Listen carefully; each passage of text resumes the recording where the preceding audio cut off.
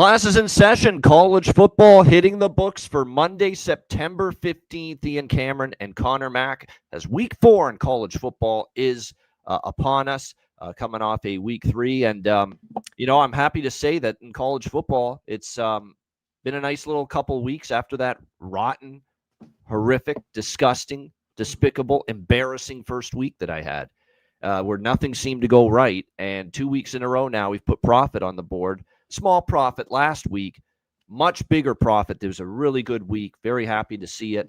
So many great calls. I mean, we had East Carolina blowing out Coastal. We warned you about Virginia Tech. That's a dumpster fire. And one of the biggest bets I had all weekend was Old Dominion. And I said right here on this show, go check the video last week. I said, Old Dominion can win this game outright. And they didn't just win that game outright. They embarrassed. They destroyed Virginia Tech in that game. And they really put the final nail in Brent Pry's coffin, because from all indications he's going to be fired or has been fired, but he's out. Gone. He's gone as a head coach of Virginia Tech, and you figured that was going to happen, because that's 2 abysmal, piss poor performances on your home field in a row by Virginia Tech against Vandy, and then of course Saturday night against Old Dominion, and that shouldn't be happening. I mean, Old Dominion I think is a competent, solid team this year. In their conference, their Sun Belt, but my goodness, they should not be rolling in and ripping you apart like that on your home field. So that was a good result. We had Texas. Well, the over was as easy as it gets with Notre Dame and Texas A&M. We talked about how we felt that total was just not the same defenses, those two teams. Oh, but for sure. It was a sweat and a half for Texas A&M plus the points, but sure enough, they win it on the last drive. It's pretty amazing how this Notre Dame defense under Al Golden was so good, and in just a couple of games now, Miami game and the Texas A&M game under the new DC Chris Ash, it seems like it's not even the same. It doesn't even look like the same Notre Dame defense, not even close. They've got big problems on that side of the football. And it's unfortunate because C.J. Carr took, I think, big strides in the A&M game. I thought he played a lot better. I thought the offense was fine. But like I said, defense has issues with no. You got to get stops. Yep, got to get stops. How about Georgia? Wild that game. Tennessee, crazy game. I'll take the push. I had -3 on Georgia. I'll take it. But give Tennessee credit. Look, Aguilar, I've got to change. I got to eat my words. We can't always get our thoughts right coming into the season. I thought, God, this guy was a mistake waiting to happen at App State. I don't trust him to run this Tennessee offense, and he's played great. The deep ball has been phenomenal. The vertical passing game is as dangerous as it gets.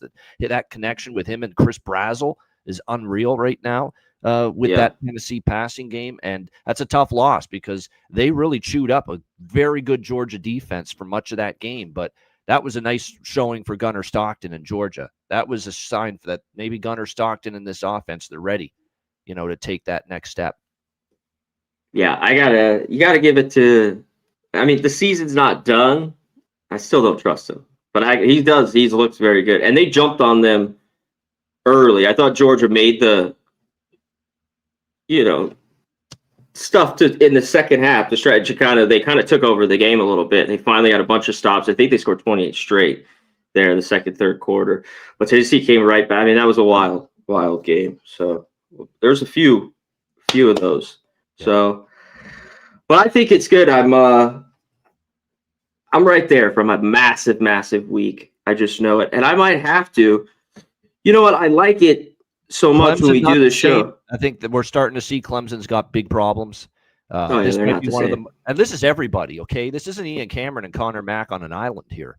Okay, let's not act like it's only us two that thought Clemson was going to be really good this year. Everybody thought Clemson was going to be really good this year. That's all I heard. It's all I heard, and they did not look good against LSU, especially on offense. And again, last week against Georgia Tech just physically in the trenches, they took it to Clemson. They did. I mean, they bullied them in the trenches is what happened.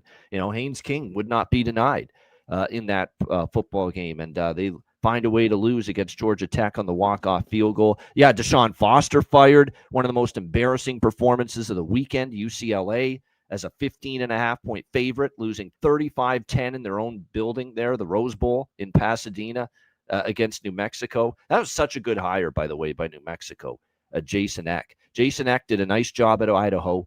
Idaho was a program that was a disaster area in the FCS ranks. takes it over, and they're one of the better teams in FCS football during his run there. And look at they just look like a team that's well prepared. Talent-wise, there are going to be games where they're up against it, but they're well prepared. They don't beat themselves, and that's good coaching.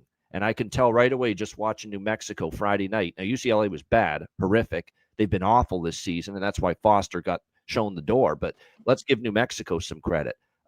It's been a nice job there by Eck to start. They look like they're well prepared. They don't beat themselves. They run a good offense. Very impressed with New Mexico. And even their defense has been better than I've seen it in the past. Yeah, I agree. But I say we get to this week. You ready? Let's go. There were some things I wanted to touch on, but you're right. Oh, no, you keep going. I'm just ready to roll. No, it's true. If we go 1 hour on last week, we're going to be here for 6 hours, and that can't happen. So on we go. Let's get to week 4. We will begin with Rice and one last thing. LSU. Brian Kelly. Okay, you won the game, but don't you dare question. Don't you make a big deal of a reporter asking you a legit question. Your offense was not good in that game, okay? DJ Lagway threw 5 interceptions, and you won that game 20-10. There's something wrong with your offense. There is. Your offense was not great. So don't lose your cool when a reporter that's just doing his fucking job is asking you a legitimate question about the offense and the struggles. And then he comes out there and he says, he asks him a follow-up, but don't talk about the offense. We won the game. Why you got to start with that? And then he changes the question. The reporter's saying, well, your third down conversion rate wasn't great. You said, well, who cares? We won the game. Our third downs were great last week. You're playing Louisiana Tech last week. Come on. And they didn't kick their ass, by the way. Yeah. The offense didn't look crisp then either. I mean, they won 23-7 or whatever. Yeah. I mean, it's just insane. Yeah. You're playing a middling team from probably the worst conference going, Conference USA. Stop. You're using that as an example that your third down conversions were awesome. Louisiana Tech. Come on. Stupid. Yeah. He's getting more irritable as time goes on, Brian Kelly, and he certainly showed signs of that on Saturday night. They do have offensive issues. They've got a nice start. You beat LSU, you beat Florida, but they do still have issues on offense. All right, let's get into it. Thursday night, we've got Rice and Charlotte. Rice, 2.5-point road favorites, 42.5 being the total here in this game. Interesting matchup here of teams that, if you rewind to the beginning of the season, I thought Rice was going to be an improved team. And I thought Charlotte was going to be an improved team. And, Charlotte's kind of disappointed me. I took him against App State, and it was as dead wrong as can be in that, terrible first week that I mentioned, although things have gotten much better since then, betting-wise for me. But that bet with Charlotte against App State was no good, 34-11. They got blown out. They lose 20-3 against North Carolina, their second game. Again, offensive issues in both of those games. The passing game really struggled. And we definitely saw signs of that. Now, they did rebound last week, but it was against an FCS foe, Monmouth, 42-35. That being said, you'll take the positives that finally, Connor Harrell threw the ball a little bit better. They were, a big game by E.J. Mason, 228 receiving yards he had. But, it was against Monmouth. We'll see now how they fare here against a Rice Owls team that pulled a big upset in the first game against Louisiana, the Ragin' Cajuns, 14-12. They did lose to Houston 35-9, which suddenly doesn't look so bad. Houston, they look like they got a team this year, and we know how much we like Willie Fritz, but they lost that game 35-9. The Rice offense struggled. Thought the defense hung in there for a good chunk of that game, but they just got worn out as that game went on. And then, of course, they had a game against Prairie View A&M last week. They win 38-17. Chase Jenkins, the quarterback, it's a work in progress with him. Under center is the best way to describe it. So far this year, 73% completions, 1 touchdown, 1 interception. He's capable of running with the football as well, which he doesn't mind doing.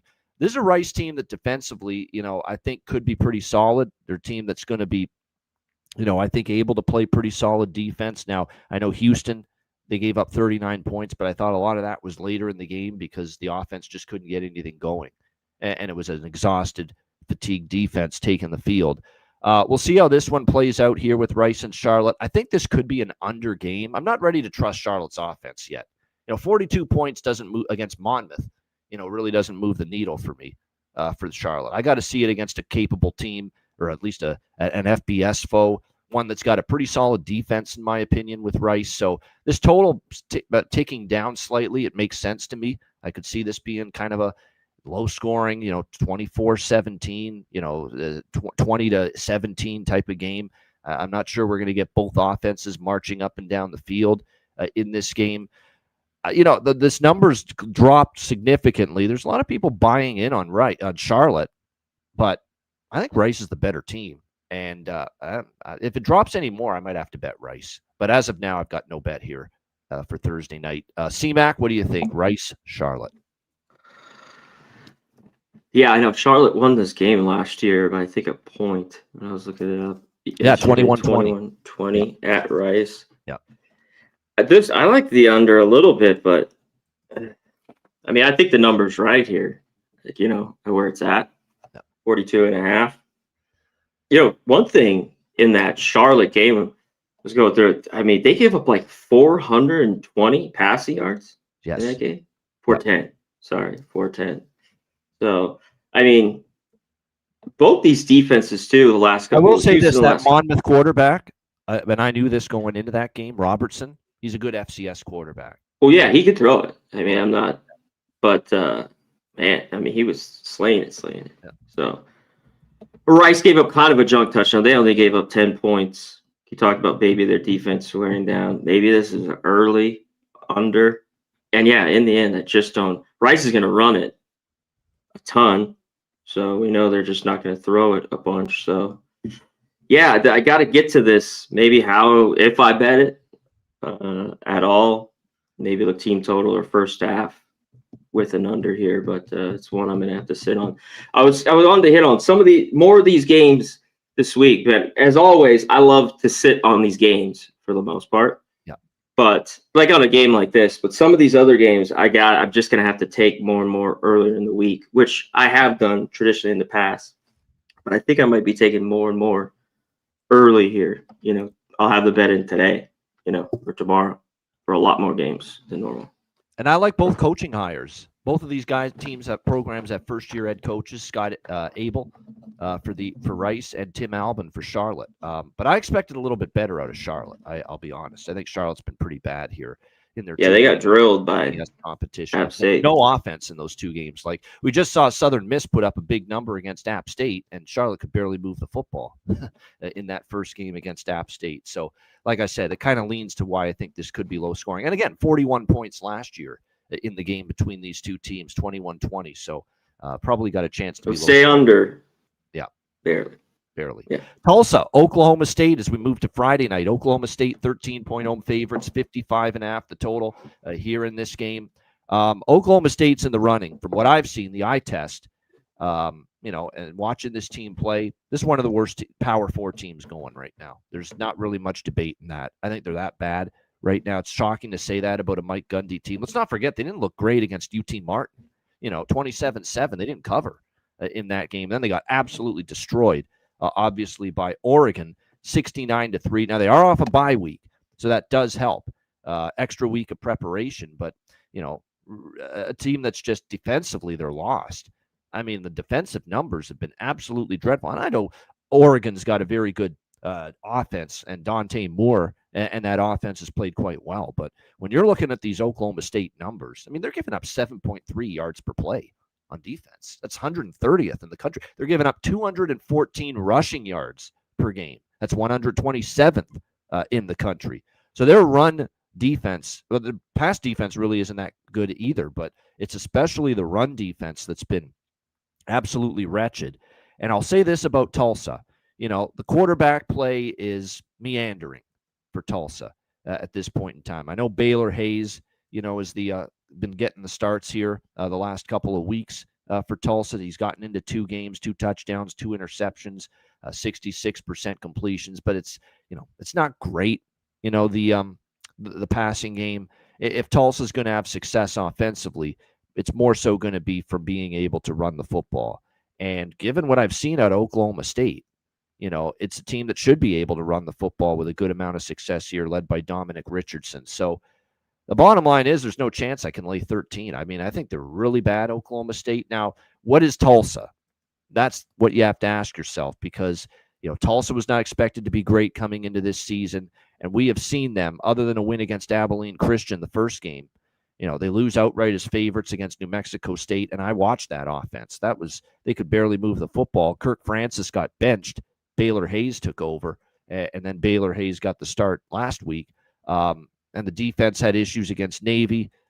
Is Oklahoma State going to have success running the football? We'll have to wait and see on that.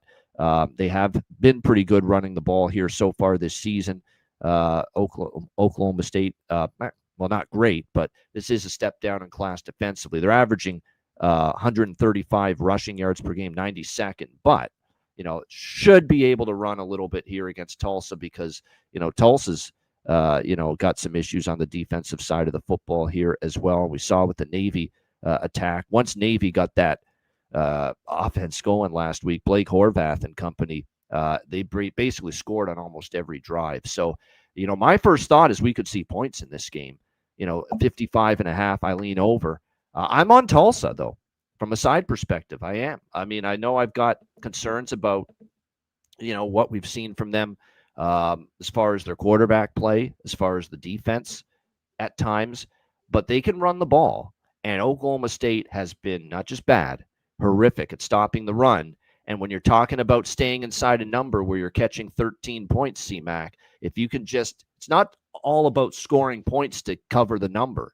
It's about first downs, keep the clock moving, keep the other team's offense off the field, and it makes it a lot more difficult for that bigger favorite as double digits to cover the number. And as long as Tulsa can run it, and I think they will be able to, get first downs. Points would be great, but first downs and keep Oklahoma State's offense off the field, that is going to allow Tulsa, I think, a pretty good chance to hang around here in this game. And again, Haj Haney, the quarterback, has been knocked out, and I don't know if the Zane Flores can play. Now, I know it was Oregon on the road, brutally tough situation for your first start, but still 7 for 19, 67 yards, 2 interceptions, absolutely awful numbers from Zane Flores.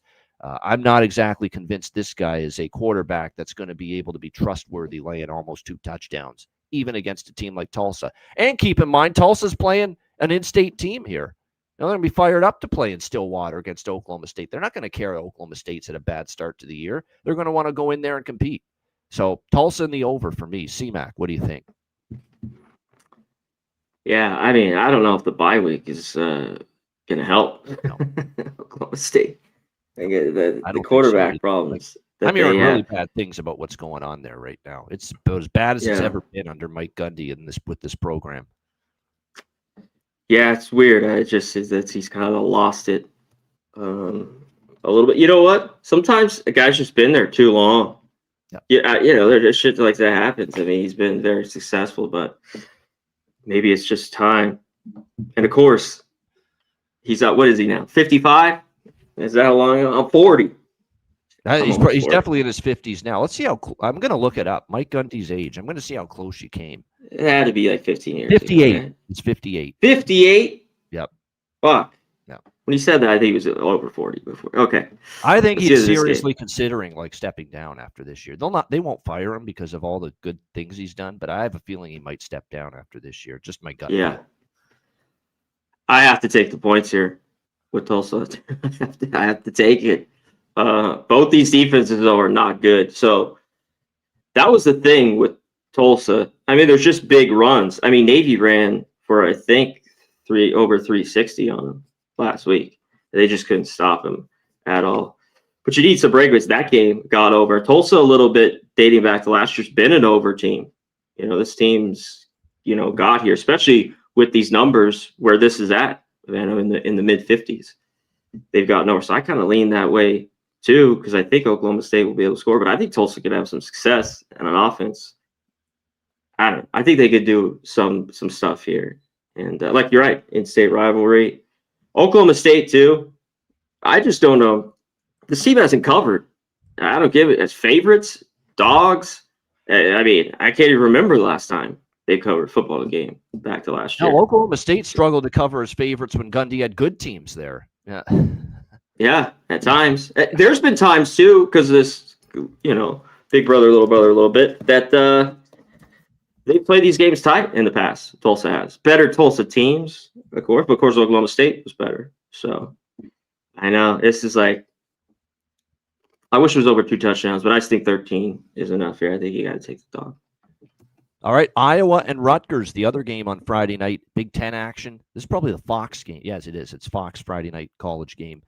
We've got Iowa 2.5-point road favorites, 45 the total here in this game. And obviously when you see Iowa and Rutgers, that's why the total is where it is here in this one. You look at Iowa and, they're probably going to look at it as, this is a good step in the right direction for the offense, but you can't go overboard with it. You played UMass. It was pretty pathetic defensively. That being said, I think this team needed to see, a game where they lit up the scoreboard, and they were able to do that. Still, 179 passing yards for Gronowski against, a pretty bottom tier defense. It's not like he, chucked the football up and down the field on them in that game, but still pretty solid numbers. 201 rushing yards for Iowa, 22-8 in first downs. Like, it was pretty much domination, which you would have expected. I actually cashed a small over bet in that UMass-Iowa game. I said, you know what? This is the one game I think Iowa can actually light it up offensively and put points on the board. And sure enough, they did that after their first 2 games stayed under, and the offense was kind of pedestrian in both of those games. Meanwhile, Rutgers, they escaped Ohio in their first game, 34-31. Blew out Miami, Ohio, 45-17 after that, and put 60 on the board against Norfolk State last week. I've not been overly enthusiastic about Athan Kaliakmanis, but I'll say this: numbers are pretty good. 3 games, 72% completions, 820 through the air, 9 yards per pass, 7 touchdowns, no interceptions. Can't do much better than that. His numbers are really good, Kaliakmanis here. But you have faced, Ohio's a good MAC team. So I'm going to give them credit for hanging on, even though they gave up points. And we know Parker Navarro and the offense for Ohio can be pretty good. Miami, that was a pretty good showing. Norfolk State, hard to read much into that. They did what they should have done. Let's see how Kaliakmanis responds here against this Iowa defense, because Iowa still has a pretty good defense once again, like they always do. There's no doubt Phil Parker's been the DC here forever, and they always seem to have a great defense. And so far, they gave up just the 16 in the loss to Iowa State, and then 7 points against UMass and Albany. So can Rutgers move the football against by far the best defense, the most resistance they will face on defense so far this season? That's going to be the big question here. This is a no bet for me at the current number. This is one of these games, CMAC, where you take 3 with whoever is getting 3. That's where I'm at with this game. If this gets to Rutgers +3, I'm probably taking Rutgers +3. If this was, Rutgers laying 2.5 in this game and it got to 3, I'd probably take Iowa +3. It's going to be one of these type of games where I expect it to be close. I expect it to be, a game where it's not going to be easy for big plays and for points to come by any stretch of the imagination. And I'll say this, the one thing that could tilt this, though, in Iowa's favor, and as we see here, they are certainly very solid, their road favorites here, 2.5, is that Iowa, does lean on the run. They've picked up, 214 rushing yards per game this season, 4.9 yards per carry. The Rutgers run defense has been surprisingly leaky this season so far. If you look at Rutgers, they've allowed 148.7 rushing yards per game. They're allowing 5.6 yards per carry. That's a concern against Iowa, because Iowa's going to pound it and pound that rock, run the football, and Rutgers has had some issues in their run defense so far this year. So that's a matchup advantage that could tilt this in Iowa's favor. So it's kind of one of these deals where at +3, I would lean Rutgers, but I don't know if I love the matchup, because I do worry about the Scarlet Knights defense. I do worry about Kaliakmanis, the quarterback, taking the big step up in class against the best defense he's faced so far this season. CMAC, what do you think? Friday night, Big Ten action.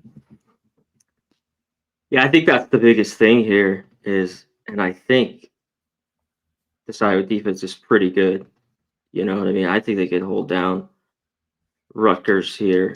I don't think Rutgers has looked very good. Like, I guess the offense has, but yeah, they've got gashed here a little bit Before you get too excited about the Miami-Ohio result, Miami-Ohio never puts in a good game in a non-conference showing. Like, when's the last time Chuck Martin and Miami played well in a non-conference game? They always seem to get, run over in those games.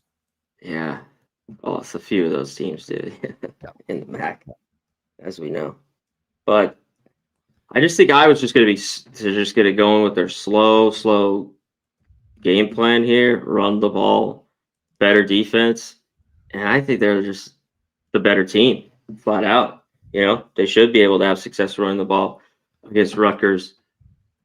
I just don't trust Rutgers. I don't trust Kadek Banis. It's just, 2.5. I kind of lean Iowa here. I think the under is the play. I think the Rutgers team total under is it. I think that's the look here a little bit. I think Iowa's defense is that good, and they come to bring it here. I have to look up what their team total is, but I'm guessing it's going to be under 21. Looks like 21.5. Oh, there's 21.5 with juice to the under. 21.5 shaded to the under, but you can get above the hook or above the key number of 21. Yep. Yeah. That's what I'm going to be on this game. There you go. Rutgers team total under. All right. We got a bet from CMAC for Friday night in the Big Ten on Fox. All right. Let's turn to Saturday. We've got SMU and TCU. We've got TCU 6.5 point home favorite, 64 the total here in this game. You look at SMU, they're 0-3, by the way, against the spread, SMU. You haven't cashed a ticket yet with them. That East Texas A&M opener, I talked about that game. They had a pick six. They had 2 pick sixes. The offense was kind of shaky in that game, and defense ended up giving up, almost 400 yards to East Texas A&M. They got shredded through the air by Baylor in that 48-45 loss. Yes, they beat Missouri State 28-10 last week. But again, Jacob Clark, the secondary's got problems here. It's not a great SMU secondary. If you got a quarterback, he can throw the football, and you've got a good passing attack, you're going to be able to move the football here against SMU. No question about that. And we both like Josh Hoover quite a bit. We saw them obviously destroy and embarrass Bill Belichick in North Carolina in his debut with the Tar Heels on Labor Day. They followed that up, beating Abilene Christian 42-21 last week. I got to admit, I don't love the Abilene Christian, who lost their coordinator and quarterback from last year, by the way. They got a new quarterback here this year, Abilene. And Abilene rolled up over 400 yards against TCU's defense. So that's a little bit concerning going into this game. But we like Josh Hoover quite a bit. 337 yards passing last week against Abilene Christian. He was just ripping apart the North Carolina secondary in the first game, 284. He's a good quarterback. He can throw the ball. And SMU's secondary can't stop the pass. So that's right away a matchup advantage that screams TCU is going to be able to move the ball at will, potentially, through the air. I mean, nobody can be impressed with SMU's secondary right now. Their run defense is okay, but teams have just been having a field day throwing the ball on this SMU defense. On the flip side, you've got obviously Kevin Jennings, the SMU offense going into this game where, as usual, he's a dual threat. I think he's worked and he's improved, gradually on his passing. The passing numbers for SMU are okay. And believe it or not, the rushing numbers are kind of lagging behind a little bit. TCU's pass defense, is giving up 224 passing yards per game so far this season. What's also concerning here? 130 TCU's defense as far as completion percentage. 70% completions allowed to the opposing quarterbacks in the first 2 games, North Carolina and Abilene Christian. And it's not like North Carolina's offense has been rolling here this year, and Abilene Christian's got a new quarterback and offensive coordinator, and those quarterbacks still completed 70% completions. The Max Johnson, Gio Lopez duo for North Carolina, and then Earl for Abilene Christian last week. And all those quarterbacks combined, 70% completions against TCU's defense. So the over is the first thing that stands out. You're going to get pace both ways. I think both teams are going to have their pathways to success offensively. I like over here. I mean, I want to bet TCU. I don't know if I'll lay 6.5, but I don't think I trust SMU. I really don't. I think TCU is a really good football team, at least a very, very good offense and a good passing game. And that's where SMU is really up against it here, because that secondary looks like Swiss cheese, a lot of holes in it. C-Mac, what do you think here? SMU, TCU. Yeah, I think this is the biggest thing with TCU just over the years. Now that they're favorites like this, I still don't trust the defense. Like I couldn't lay these points with them. I just flat out I can't. So sidewise, I'd have to use lean SMU. Their last game they gave up those 10 points quick. I thought the defense played a little bit better against Missouri State, but Missouri State still threw for 275. They had a bunch of picks there, though, in that game. He moved it through the air, but you're right. Just costly turnovers kept points. Costly turnovers, bad penalties. They had 7 penalties in that game. I think this is it. I mean, how can you not? I mean, it's a little like the Baylor game. It's just they should just be able to easily move the football here. It's a high total for a reason. This is the over rover of the week. I don't see how. SMU put 66 on the board against TCU last year. 60. Yeah, it was 66. It was. Yep. For 42. SMU. Yeah. 42. Yeah. 42. And traditionally, I mean, 34-17, you could give a 42-34, 32, 41-38, 56-36. I mean, I don't know how the defense stopped each other. Over the total. Over the total is the best bet in this game. I will say that last year, SMU, I think they did go 2-0 against the spread as dogs. They were only underdogs twice, SMU last year. No, actually 2-0 in the regular season. They were dogs at Penn State against Penn State in the playoff, and of course they got rolled in that game 38-10. But in the regular season, they went 2-0 against the spread as an underdog. TCU, too, towards the end of last year, covered numbers. Yeah. I thought the defense looked a little bit better at the end of last year. Cincinnati, I was at Cincinnati, covered 49-28 against Arizona. Oklahoma State was horrible. Both those teams were very good.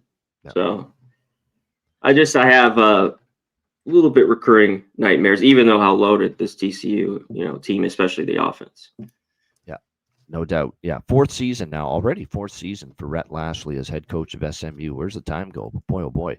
And by the way, I got it. The Tulsa game, I want to make a correction. Kirk Francis, I said he was benched. No, he got injured, and that's why Baylor Hayes took over at quarterback for Tulsa. I think he was playing worthy of being benched, though. He still was not playing that great. He just was all right in that game. Yeah, no doubt. All right, Temple and Georgia Tech. Georgia Tech, 24-point home favorites off the massive win against Clemson, 52.5 the total in this game. And I like Casey Keeler, don't get me wrong. Look, I think he's a good hire. But I fell into the pit. It was a great week last week, and this was a small bet. It wasn't one of my bigger bets, but I took a shot with Temple, just thinking that, Oklahoma coming off the big win against Michigan, maybe a little bit flat. Temple would be able to hang in there against them. They could not, and they could not stop Oklahoma. They were kind of manhandled in the trenches, could not handle that powerful offensive line. The ground game came right down Temple's throat in that game. So that's a big concern. And again, they're going to face another, very good offensive line, a team that's going to run the football quite a bit here in Georgia Tech. And that does concern me here for this Temple Owls team that has been certainly much weaker against the run than against the pass defensively so far this season. They're giving up 4.5 yards per carry and obviously 137 rushing yards per game. And like I said, that's worse. That definitely does concern me here for Temple's defense here after what we saw from them against Oklahoma in that 42-3 loss. So I don't know if I'm willing to trust Temple again. They might just be up against it. Georgia Tech's going to be able to run the football at will, right down their throat, and put up the points. That being said, it's certainly not a Georgia Tech spot. In handicapping, situational handicapping 101 says you don't want to lay 24 with Georgia Tech here in a potential flat spot coming off the big win against Clemson. That being said, Haynes and Haynes, the law firm, they've been outstanding. Jamal Haynes, the running back, Haynes King, the quarterback. I don't trust Temple's run defense. They got chewed up and spit out by Oklahoma last week. Like I said, that was pretty ugly. Evan Simon's a good quarterback, but he faced a real team last week defensively, and he struggled big time. And like I said, Oklahoma with the 228 rushing yards against Temple's defense, and Georgia Tech's going to follow that same blueprint. So spot says Temple. Matchup definitely says Georgia Tech, so I'm probably not betting this game. C-Mac, what do you think? Temple, Georgia Tech. Yeah, I don't know if I'm going to get Vols really, it's just after another big win. Yeah, I talked about it in that game. I don't know if Georgia Tech's defense is as good as Oklahoma, but I mentioned that their team total. Yep. I don't know how Temple's going to score here. Temple team total under. I lean full game under too, actually. I slightly do too at the number it's at. This seems like, 35-10 type game. I don't know. It's kind Right of like around the the work. number too. 35 stays under, but right around the number. Yeah, which it could be. Yeah. Yeah, just like the workman win here for Georgia Tech. They'll run the ball. See, Oklahoma was really balanced in that game. The tier looked good throwing it. They ran the ball well. Pretty nicely. Yes. Oh yeah. Yeah, they threw it. So just the kind of flat spot. And Georgia Tech, we've talked about for years, just the dog, so good. Now they've been playing better football, the last few years. I still think they could maybe get there in the end, but I think Temple's team total under might be the look here. All right, good stuff. Next up, here's an interesting one. North Carolina, with the one and only, of course, Bill Belichick, taking on UCF. UCF 6.5-point home favorites, 49 being the total here in this game. Obviously, it was obviously ugly the first game against TCU. And TCU is going to have a pretty good season, pretty good team, certainly a really good offense from them in that Big 12. We figured it could be a tough challenge for North Carolina, first game under Bill Belichick, trying to get used to everything. We've seen gradual improvement. Defensively, we certainly have. Now, they did play Richmond and Charlotte, and I don't know if those two offenses are any good. But still, they 20-3 against Charlotte, 41-6 against Richmond last week. Steps in the right direction, but again, you're talking about a bad FBS team and Richmond, who I think are a little bit down from an FCS standpoint this year. So how excited can you be, about that? Even though it looks like, hey, this team's getting better by the week under Bill Belichick. The defense certainly played better, but it wasn't against the greatest of competition. Gio Lopez hasn't really found his groove either. That's a bit concerning because they're probably going to have to score more points here against a team like UCF. And so far this year, this guy's completing 58.5% completions. You'd like to see that percentage higher than that. 3 touchdowns, 1 interception so far this year for Gio. Now, UCF, Scott Frost back in the saddle. They've only played 2 games. Jacksonville State, the first game. And Jacksonville State, I'm here to tell you this. They don't have a good defense. They don't. And they're starting over from scratch, basically, on defense after Rich Rod and all those players from that good team last year exited. And UCF could only score 17 points in that game against Jacksonville. That's why we have this total. Yeah. Yeah. So they struggled. And the thing with UCF is I can't, for the life of me, explain why Scott Frost gave the starting quarterback job to Fancher. I've seen Cam Fancher. I've seen plenty of him. He fucking stinks, okay? He was never any good at Marshall. He was not really good at Florida Atlantic, okay? I'm shocked when I saw that he won the quarterback spot coming out of camp. But it looks like right now, at least certainly in the game against North Carolina A&T, he was dealing with a back injury, and he's still questionable for this game. Good. I don't want him in there. I'd rather have leave Jackson in.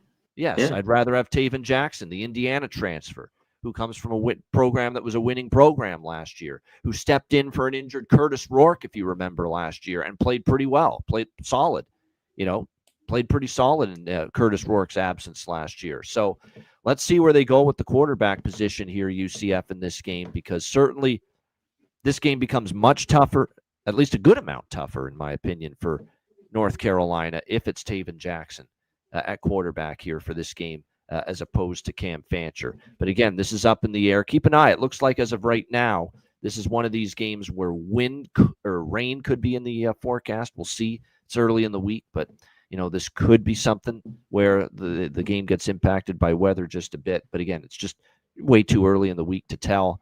I'll say this right now. This is really quarterback dependent. If somehow, some way, Fancher's cleared to play and Frost starts him, I'm probably going to be looking hard at the Tar Heels here, plus the points. I'll be honest. I'm not laying 6.5 with Cam Fancher. Not a chance. That offense did nothing before he left the game against Jacksonville State, that first game of the season. If it's Taven Jackson, kind of swing the other way because, yeah, North Carolina's defense has been a lot better the last 2 weeks, but how much can you put into Charlotte and Richmond, as the two opponents? So I know like that's what's tough here. That's what's tough here. I think it's really quarterback dependent because certainly, in my personal opinion, there's a positive and negative difference for UCF at quarterback between Taven Jackson and Cam Fancher. I've got Jackson the better quarterback, and not just by a bit, by a decent amount. So if it's Taven Jackson, I lean UCF. If it's not, and it's Cam Fancher, I won't just lean North Carolina. I'll probably take North Carolina if Cam Fancher's starting in this game. C-Mac, what do you think here? North Carolina, UCF. Shout out to the chat. All you guys there, hit the like button if you haven't. Nicholas Handy, what up, my man? Gorky, what up, what up? Robert, the fix is in. Timothy Haig. Kelly, appreciate you, as always. Thank you. As I said, you're far too kind. Yep. Very nice. Appreciate the kind words, everybody. Yep. Thanks for tuning in. I was going to this game. I don't think I want to bet this game. It's like, you're right. Starting for UCF. That's a big deal. I don't know how you go to fan. I don't know why you would. I mean, I know they played nobody, but I think you got to start Jack. I mean, he came in there and gave the spark in that game, right? They scored those 2 touchdowns in the offense going. They might have lost that freaking game to Jacksonville State if they stuck with Fancher for 4 quarters. Yeah. So I'm just like,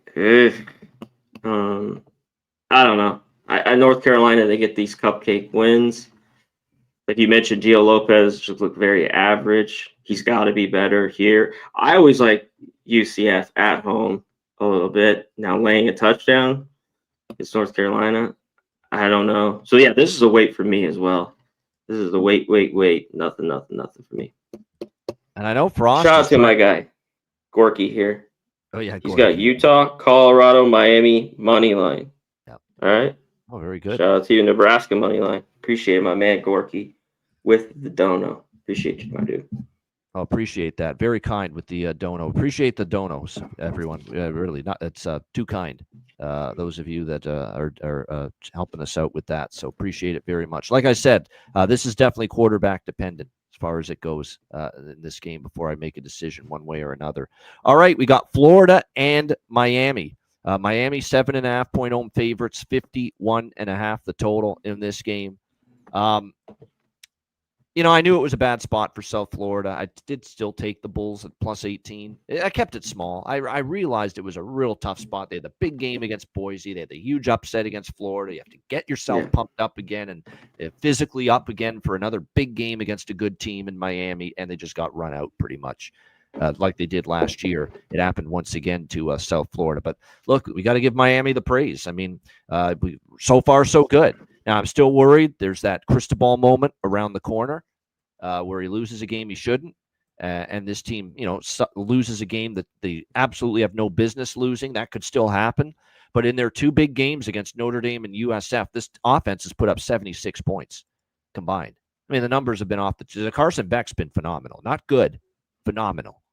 Really. That's how good. Now, did have 2 interceptions last week, but still way didn't more matter. It was kind of like, already had a pretty sizable lead. He's completing 78%, man. That's off the charts. 78.3% completions, 7 touchdowns, 2 interceptions. Change of scenery's done him good, and I wasn't convinced. I said, I have to see Carson Beck, play better here for this Miami team than what we saw last year against Georgia. But he fits this offense well.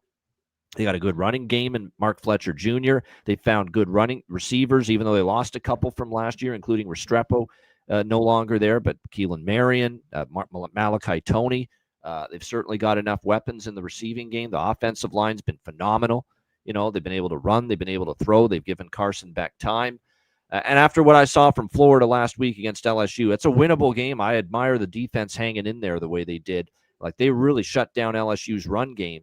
And even the passing game from Nussmeier was not great. They're probably going to need that defense again, because I'll say this, the Miami defense has certainly been better this year overall from what we have seen. And I just, second week in a row on the road. And after what I saw from Lagway, who was just ridiculously bad with the decision making and the accuracy at times, 5 interceptions last week against LSU. That's going to sewer your chance to win a game or cover a point spread every single time.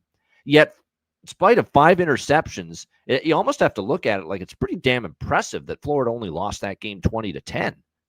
The quarterback that's thrown 5 interceptions. So, if the defense hangs in there, I could see this being like a 10-point margin of victory, 7-10 range. So I don't know if I want to bet this game, but last week, after seeing what I saw to Miami, I'm out as far as fading them this week. I'm not doing it. So I'd actually lean Miami here because if Lagway, I'll tell you this right now, if Lagway is going to throw picks again and interceptions, and he's saying I got to bounce back, I will. And Billy Napier expressed confidence in Lagway bouncing back, but they will. LSU, Miami's not likely to fail at capitalizing on those turnovers the way LSU did. So this could get away from Florida if DJ Lagway is going to have issues again with ball security. C-Mac, what do you think here? Florida, Miami. Yeah, I mean, Miami looked impressive. I have to say, I guess Beck can make those mistakes when you got a lead like that. I just don't trust them. I don't know. I just I got to wait on Miami. I got to see more. Thought the defense looked good. I thought the defenses looked better both those games. Against Notre Dame, especially early, and Notre Dame had to get the feeling out. Now they started to move the ball in the second half. And got the game close. But I think Lagway. One thing with Florida, I thought their defense kind of was bend but don't break. The backbreaker was the pick 6. Yeah. All those picks were garbage, but I mean that brought in the points because LSU couldn't score that second half. There was really no scoring in the second half of that football game. So I do think he's better in this one. I just want to see more of Carson Beck. He's looked really good. Keep proving it. So I don't know if I get involved here.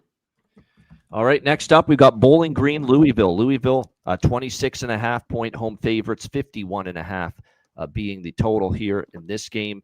Louisville, Miller Moss, of course, the quarterback here at Louisville, after transferring over from USC from last season, pretty much knew he was, Jade Mayava had taken over as the quarterback there, so he moved on. Now, this is a bye week for Jeff Braun and his team.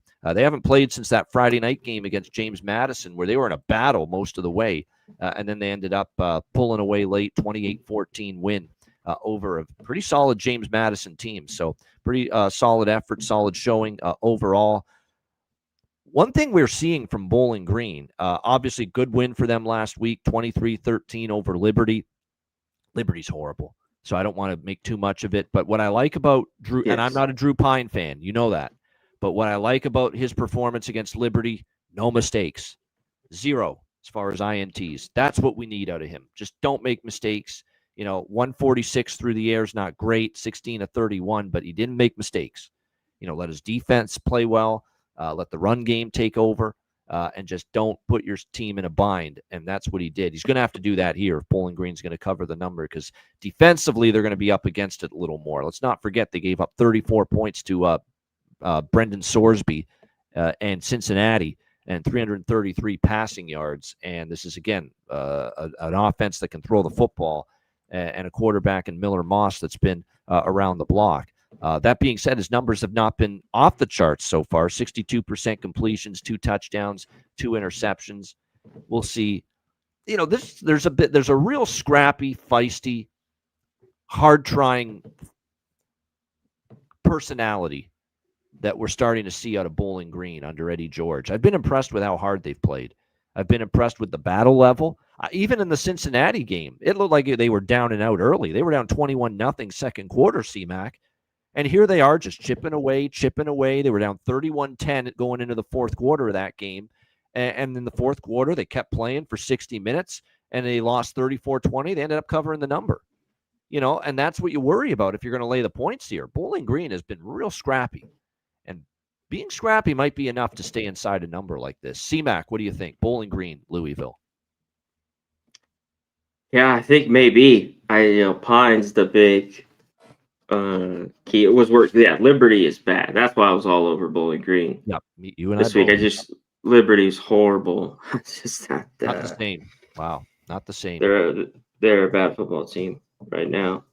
I think if you like Louisville, I don't know if you want to lay these points. Maybe look at their team total because I think they get theirs offensively in this game.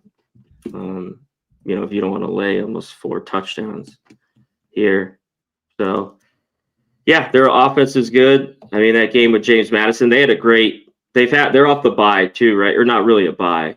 Yeah, they some are. extra Oh, yeah. days. It's a bye. Oh, they're off the bye too. Bye. Yeah. Yep. Okay. But they had a really good second half. I thought they played a great fourth quarter against James Madison in a tight, gritty game there. So I think they have their offense to move it on Bowling Green. But yeah, I think the back door could be swinging here, wide open. You know what concerns me though too, and they're scrappy, and I mentioned how they're scrappy and feisty, and they came through the back door and they covered against Cincinnati, and maybe that could happen here. What concerns me for Bowling Green is they have to be able to run the football and take pressure off Drew Pine. And I saw Louisville's run defense against James Madison. It was actually very good. I thought they did a pretty damn good job on it. James Madison's a good team, and James Madison had trouble running the football against Louisville. I don't think they're going to be able to run it much. Yeah. They're going to be down. Then that means Pine's got to throw it. And that's a little more like this. That could happen. Yeah. But, they came back a little bit in the Cincy game. I think he threw for 275 in that game. I see more of that. I don't know if they will be able to run it. That being said, I do lean BG at 26.5. All right, next up, we've got Syracuse and Clemson. Clemson 17.5 point home favorites, 56 being the total here in this game. Clemson, obviously, look, they've, like I said, the whole world got it wrong. Everyone saying, oh, Clemson's going to win the ACC. They're going to be a national championship contender. Well, they're no longer a national championship contender, and they may no longer win the ACC either. Obviously, they're already 0-1 now in ACC play after the loss to Georgia Tech. 0-3 against the spread for Dabo and this Clemson Tigers team. It's everything. The offensive line hasn't played as well. Cade Klubnik's been just not great. He's been erratic. He's missed throws. He's made bad intercept. That was a bad interception down by the goal line in the red zone at the beginning of the third quarter when Clemson had that great first drive. Can't be making mistakes like that. Can't turn it over in that area of the field. And he did that. Where's the run game been? They couldn't run the football with a great deal of success against Georgia Tech. They miss Antonio Williams dearly. They did get Brian Wesco stepping up, but there's not really much other than him at receiver. He had 7 receptions. Everyone else had 3 or less. So you got one receiver you can count on. Can't run the football consistently. The O-line's been a disappointment, and the quarterback can be mistake-prone. There's a lot of issues. And then we haven't even gotten yet to the defensive side of the football where Georgia Tech just lined it up and said, hey, we're going to run it down your throat, dare you to stop it. And they couldn't deal with the physicality of the Georgia Tech defensive front. So there's a lot of issues for Clemson. I can tell you this right now. I'm not laying 17.5. 0-3 against the spread. They were 30.5 point favorites against Troy. They only won by 11. Now, the Syracuse defense is a concern for me. I don't know how great the defense is. They gave up points, and UConn with Fagnano, the quarterback, moved the ball pretty well in that game, even though they came back and won in overtime. Colgate had success moving the football. They got sliced by Tennessee, although Tennessee just sliced Georgia on Saturday. So maybe it's not as bad, the Syracuse defense, as it looks in some of these games. So I think the fact that Syracuse got shredded by Tennessee, it looks a lot better now after seeing Georgia's vaunted defense, struggling with Joey Aguilar in Tennessee on Saturday. So I'm probably going to end up on Syracuse here, plus 17.5. Like, I do have concern. I don't have concerns about Angeli. To me, he's played well. The Notre Dame transfer, Steve Angeli. He's an experienced guy. 8 touchdowns, 2 interceptions, 64% completions. And the back door is going to be open, even if Clemson's able to extend the margin to 14 or 17 or 20. You're going to have the back door open potentially late for Syracuse, and a quarterback that's shown the propensity in the fourth quarter, like they did against UConn, to lead his team from behind. So, yeah, I'm probably going to end up having something here on the Cuse with the 17.5. C-Mac, what do you think? Syracuse, Clemson. Yeah. When is it going to change here? Because I keep just seeing this team dead from the gate. Like, maybe I'm going to have to take Syracuse early. Clemson's just been sleepwalking all these games. First half early. bad. Yep. First halves have been, I mean, they have not been prepared at all. Yeah, on the total, I lean over. I mean, it seems like Clemson should be able to move it. I don't know if I move on that. But I think Syracuse, even with those great Clemson teams, this is always a tough game. Even though Clemson usually would win it, I know there's, 7-point, 10-point games. And I like Angeli. I think he's played well. It's just their defense. Throw a stat at you. Syracuse is 4-1 against the spread their last 5 trips to Death Valley. The last 5 times they've gone to Clemson, they've covered 4 of those 5 games, including, I think, 3 in a row. Yeah. So I think Clemson right now, until they get going, I don't know why you want to lay points with them. Yeah. Yeah, like if they play up to their preseason, prognostication. They don't have it. They don't got the receivers. The defense isn't that good. No, I don't think it's there. They had one receiver, Bryant Wesco. That's it. No one else did anything. The quarterback made an egregious interception down by the goal line. And, he obviously can run a little bit, but, the O-line this is supposed to be some great offensive line, and I'm not seeing it from Clemson so far this year. So, like I said, it's been disappointing. It's been underwhelming. Klubnik's been – Yep. I mean, he's back to – like, he looked a little bit better towards the end of last year, but – yeah, I thought that was like him coming out of his shell, turning the corner, and no, it's back to the old – I thought he was kind of terrible early in the season last year, Klubnik. And look that again right now. Yeah. Yeah, he's I just don't think he's improved. And I don't, other than West, I don't think they have a ton of receivers. So I think that's not helping them as well. No. All right, Illinois. Dabo, a little bit on the hot seat. A little bit. I've never seen the Clemson fan base as distraught and upset with the state of the program than after that game against Georgia Tech. All right, Illinois and Indiana. Indiana 4.5-point home favorites, 52.5 the total in this game. This is a good matchup. This is a really good matchup. These are 2 teams that I think are good Big Ten teams. They're not getting talked about as much as the top teams in the conference like Ohio State, among others, Penn State, but they should be. I think these are really good teams. They're both 3-0. Illinois is also 3-0 against the spread so far this season as well. Illinois played Western Illinois, Duke, and Western Michigan. Duke's been a disappointment. That's a very good win against Duke, 45-19, the one a couple weeks ago. But Duke also had, Mensa had 1 interception. They had 4 lost fumbles. Turnovers were a big part of it. And then we saw Duke turn around and pretty much get dominated by Tulane on Saturday. So it kind of takes some of the luster off that Illinois win. But Illinois look good. Luke Altmaier's looked very good, as far as the quarterback play. They've got, obviously, Caden Fegan's been running the ball with a decent amount of success. 71% completions, 8-0 touchdown to interceptions for Altmaier. It's exactly what you want to see. That being said, it's not easy to go to Indiana to take on the Indiana Hoosiers. I'm just going back and I'm looking now, and off the top of my head, they haven't lost at home in Bloomington under Kurt Cignetti. Like last year, they didn't lose a home game, Indiana. And obviously this year they had the home game against ODU. They didn't cover in that game, but they still won. And, of course, they had the home games against Kennesaw and Indiana State as well. This is a really good game. Money's coming in on Illinois. People buying into Illinois. Why not? 3-0 straight up, 3-0 against the spread. I get it. They've looked great. But, I don't know if I want to go heads up against Cignetti at home. Fernando Mendoza, really good quarterback as well. And obviously he's very capable leading this offense. When you look at the numbers so far this season, the passing game has been what's really been humming here for Illinois so far this season. And the pass defense numbers for Indiana are actually, pretty solid so far this year. Now, Indiana's passing game for Mendoza, still work in progress. They got to be able to run the football, and the rush numbers have been very good. Now, Illinois has had very, very good run defense so far. So are they going to be able to move the ball on the ground? And if they can, is Mendoza, who I like, but he usually needs a good run game to support him. Will they be able to still have that kind of offensive success here in this game? That's going to be the question. So I just don't think I want to tempt fate and go against Indiana at home is undefeated.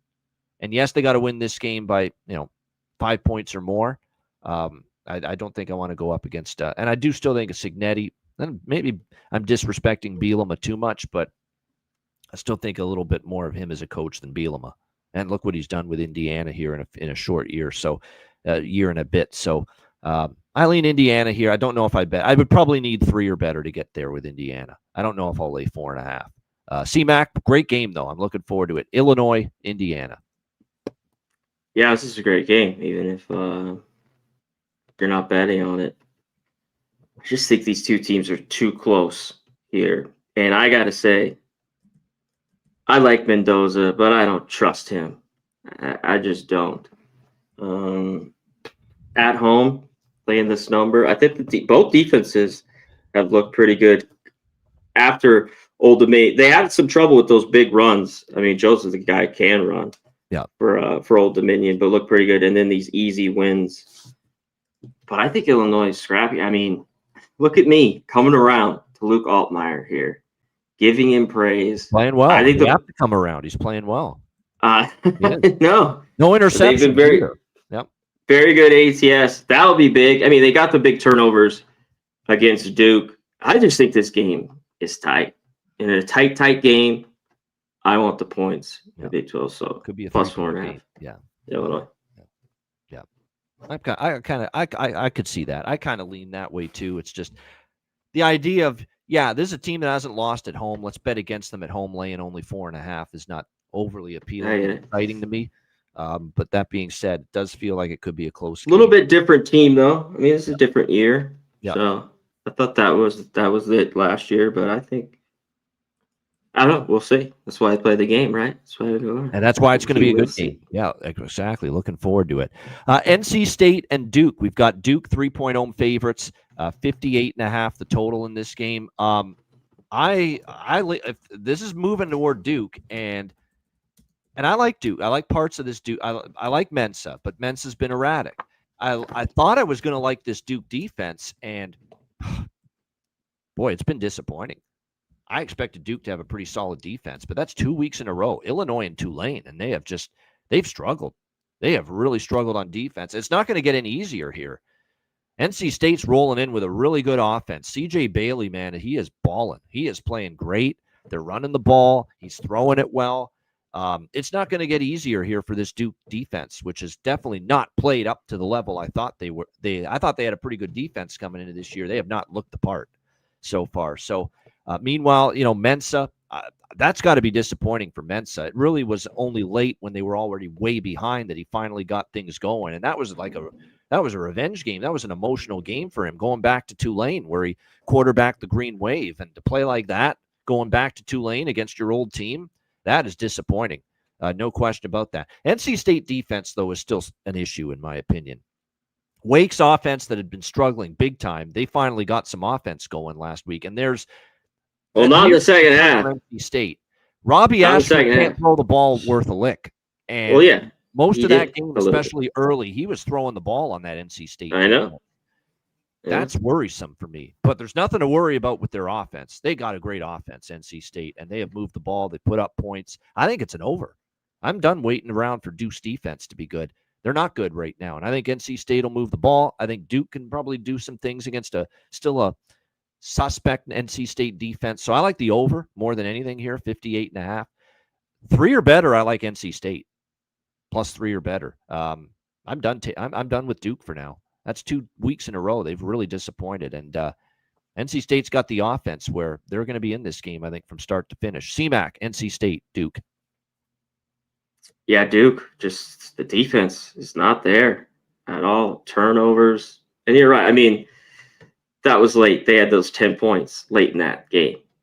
I mean, it was 34-16 there. And they got the 2-point conversion on that last touchdown.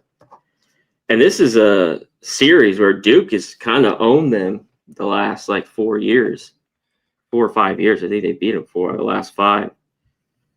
NC State's defense still, even though they played better. As long as as bad as they were that first half, I mean, they looked a lot better in the second. I mean, Wake couldn't even do anything.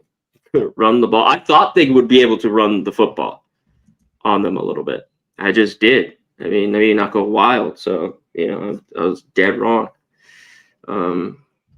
there. And all they needed was a touchdown in the second half or more. I mean, they're right in the game. So, but NC State, I lean NC State here.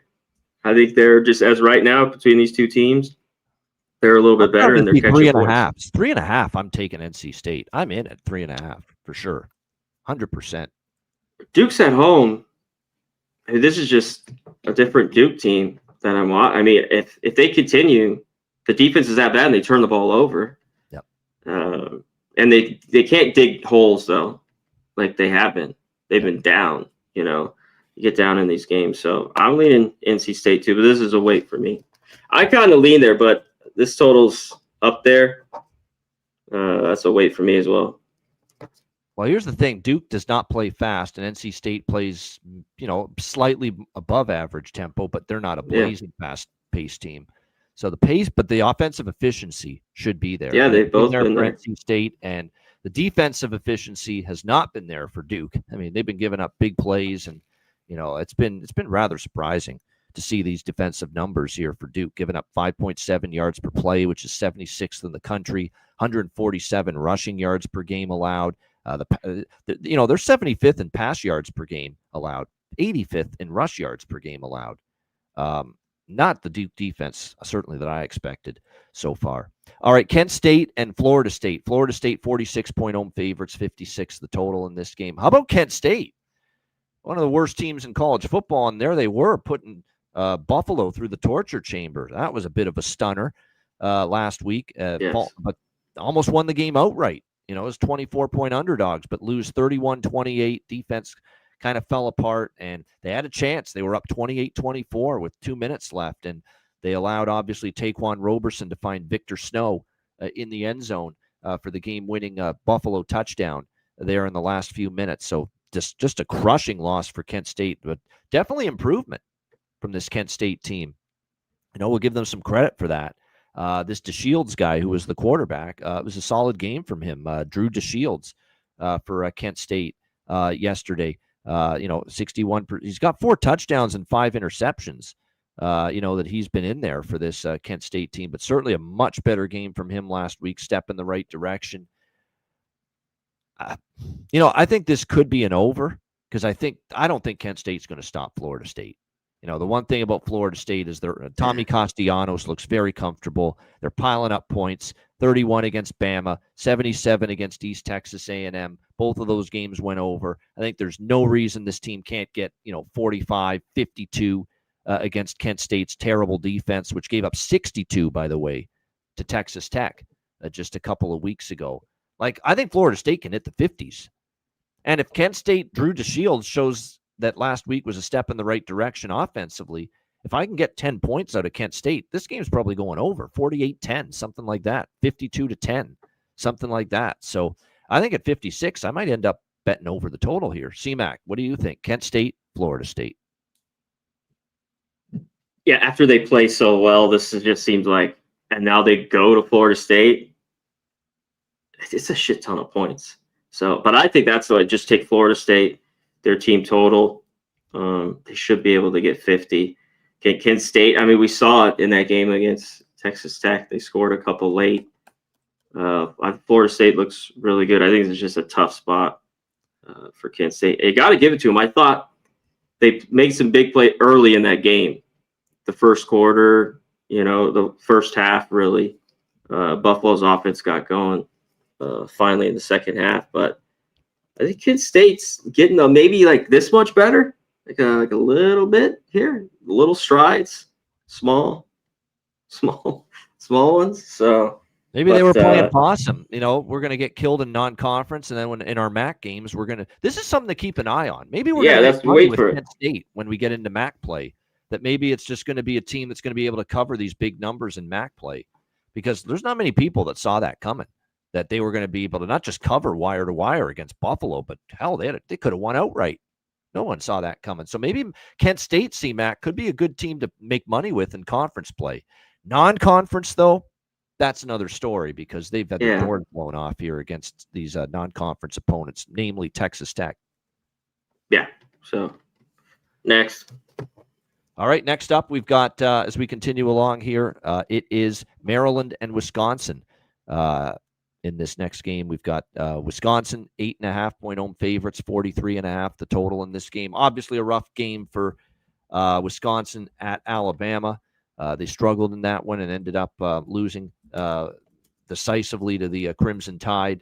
Danny O'Neill's just not really that great. He wasn't that great at San Diego State. I don't know what made people think he was going to be great with Wisconsin, but they got no choice because I think Billy Edwards is once again going to be out for Wisconsin this week, so they've got no choice. They've got to roll with Danny O'Neill at quarterback here, this Wisconsin Badgers team.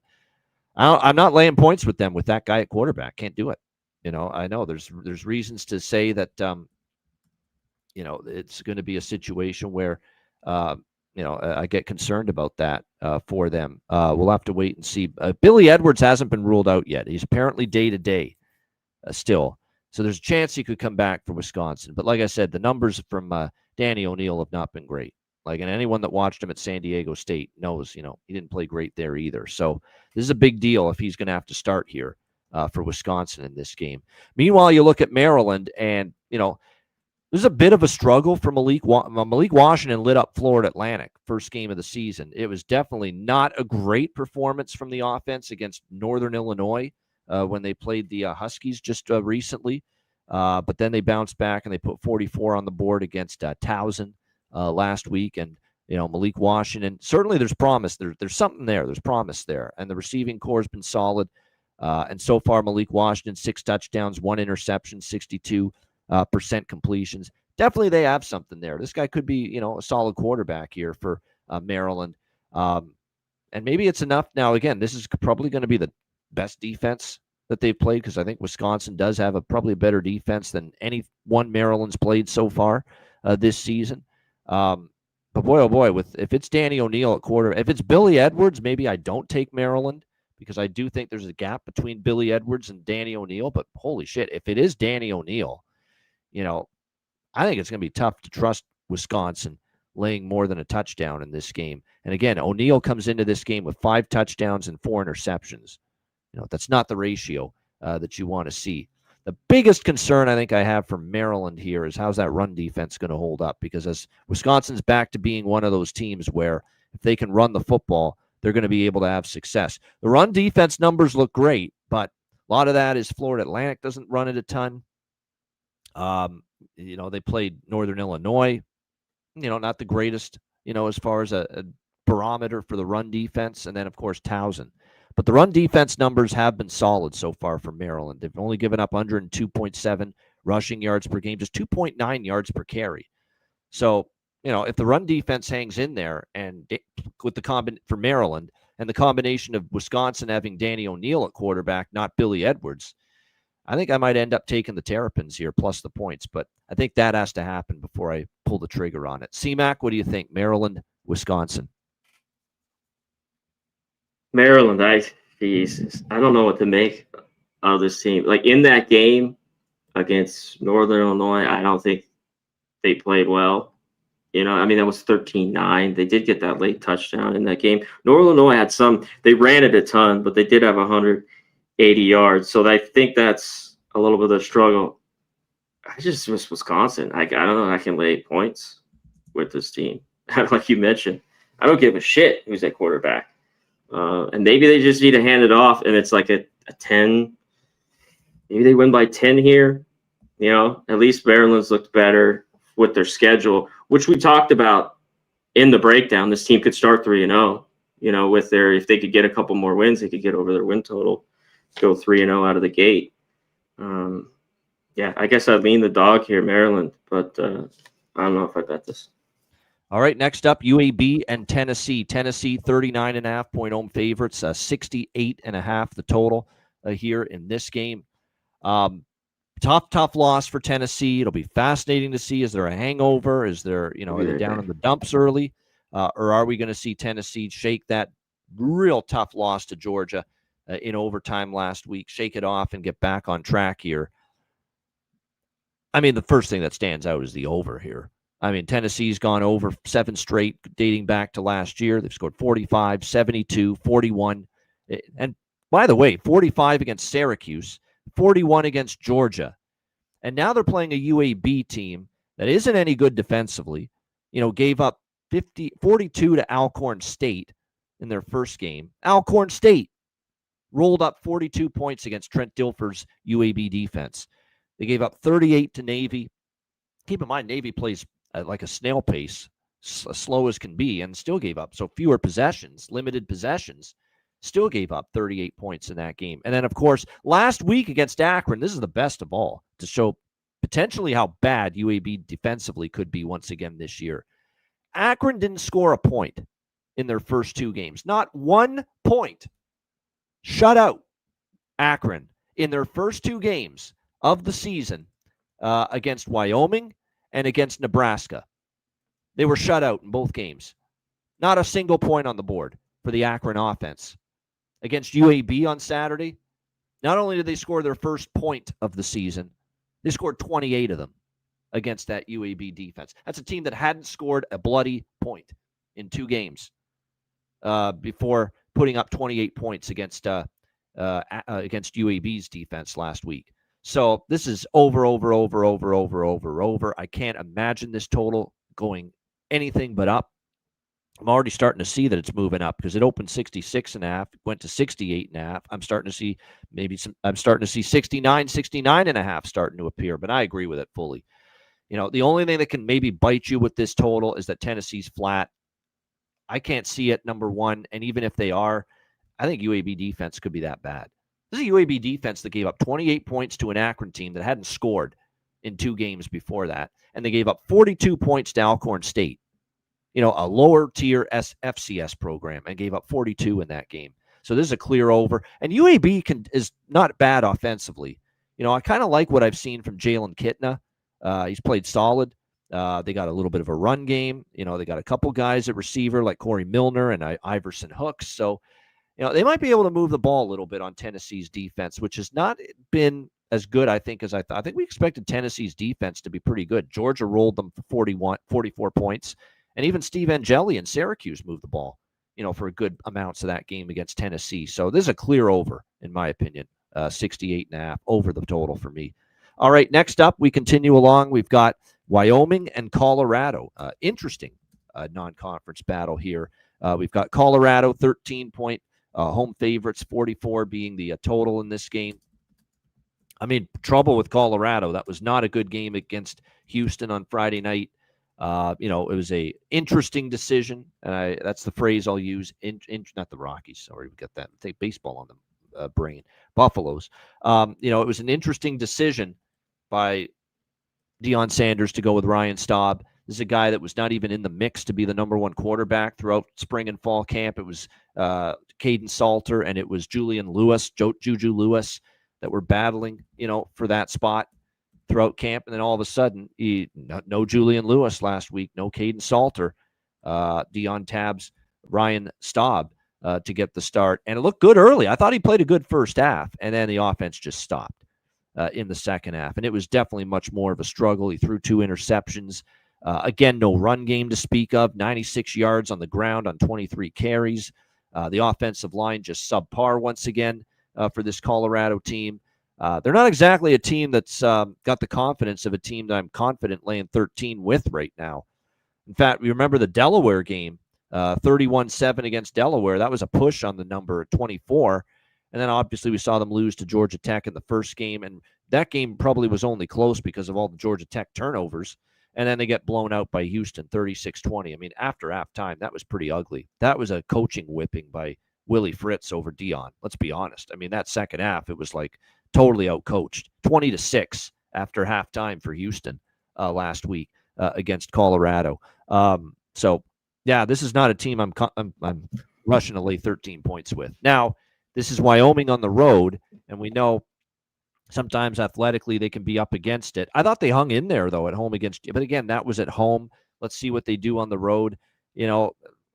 remains to be seen. But yeah, I'd probably lean Wyoming. But like I said, I don't know if athletically they're, on the road in Boulder, they're going to be able to hang for 60 minutes. But I can be damn sure I'm not laying 13 with Colorado right now in their current state. CMAC is back. CMAC, what do you think here? Wyoming, Colorado. Under. I don't know how Wyoming, even against this Colorado team's going to move the ball much. I mean, the quarterback James play. Anderson has not been good at all. He's awful. Yeah. And shout out to Utah. We're going to get to Utah. Big game here coming up. It's a little late dunk touchdown there. Got him the cover with like a minute left. But for the most of that game, the first half, it was pretty close. What was it? 7-0? First half?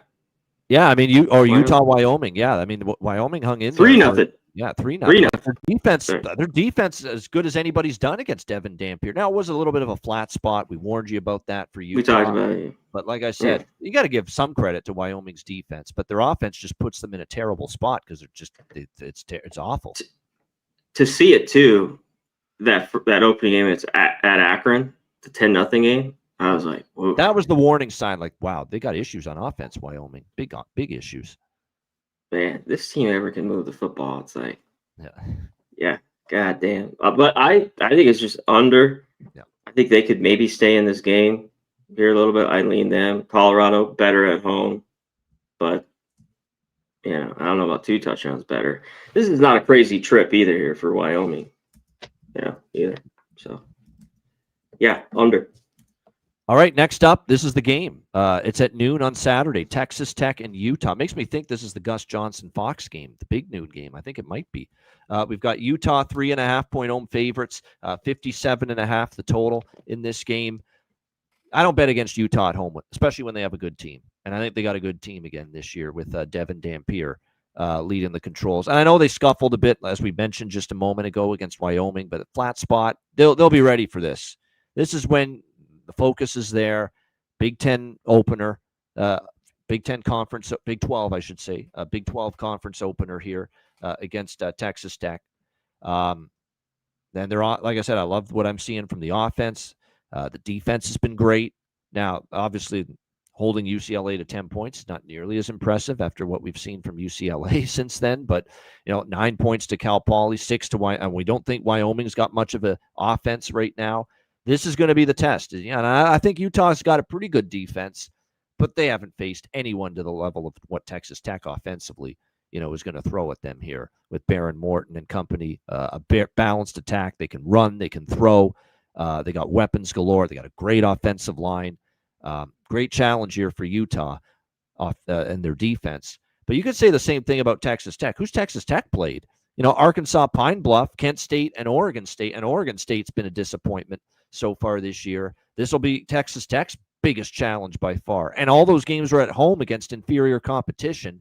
Not only is this your toughest game of the season, it's on the road in one of the tougher environments there, Bryce Eccles Stadium.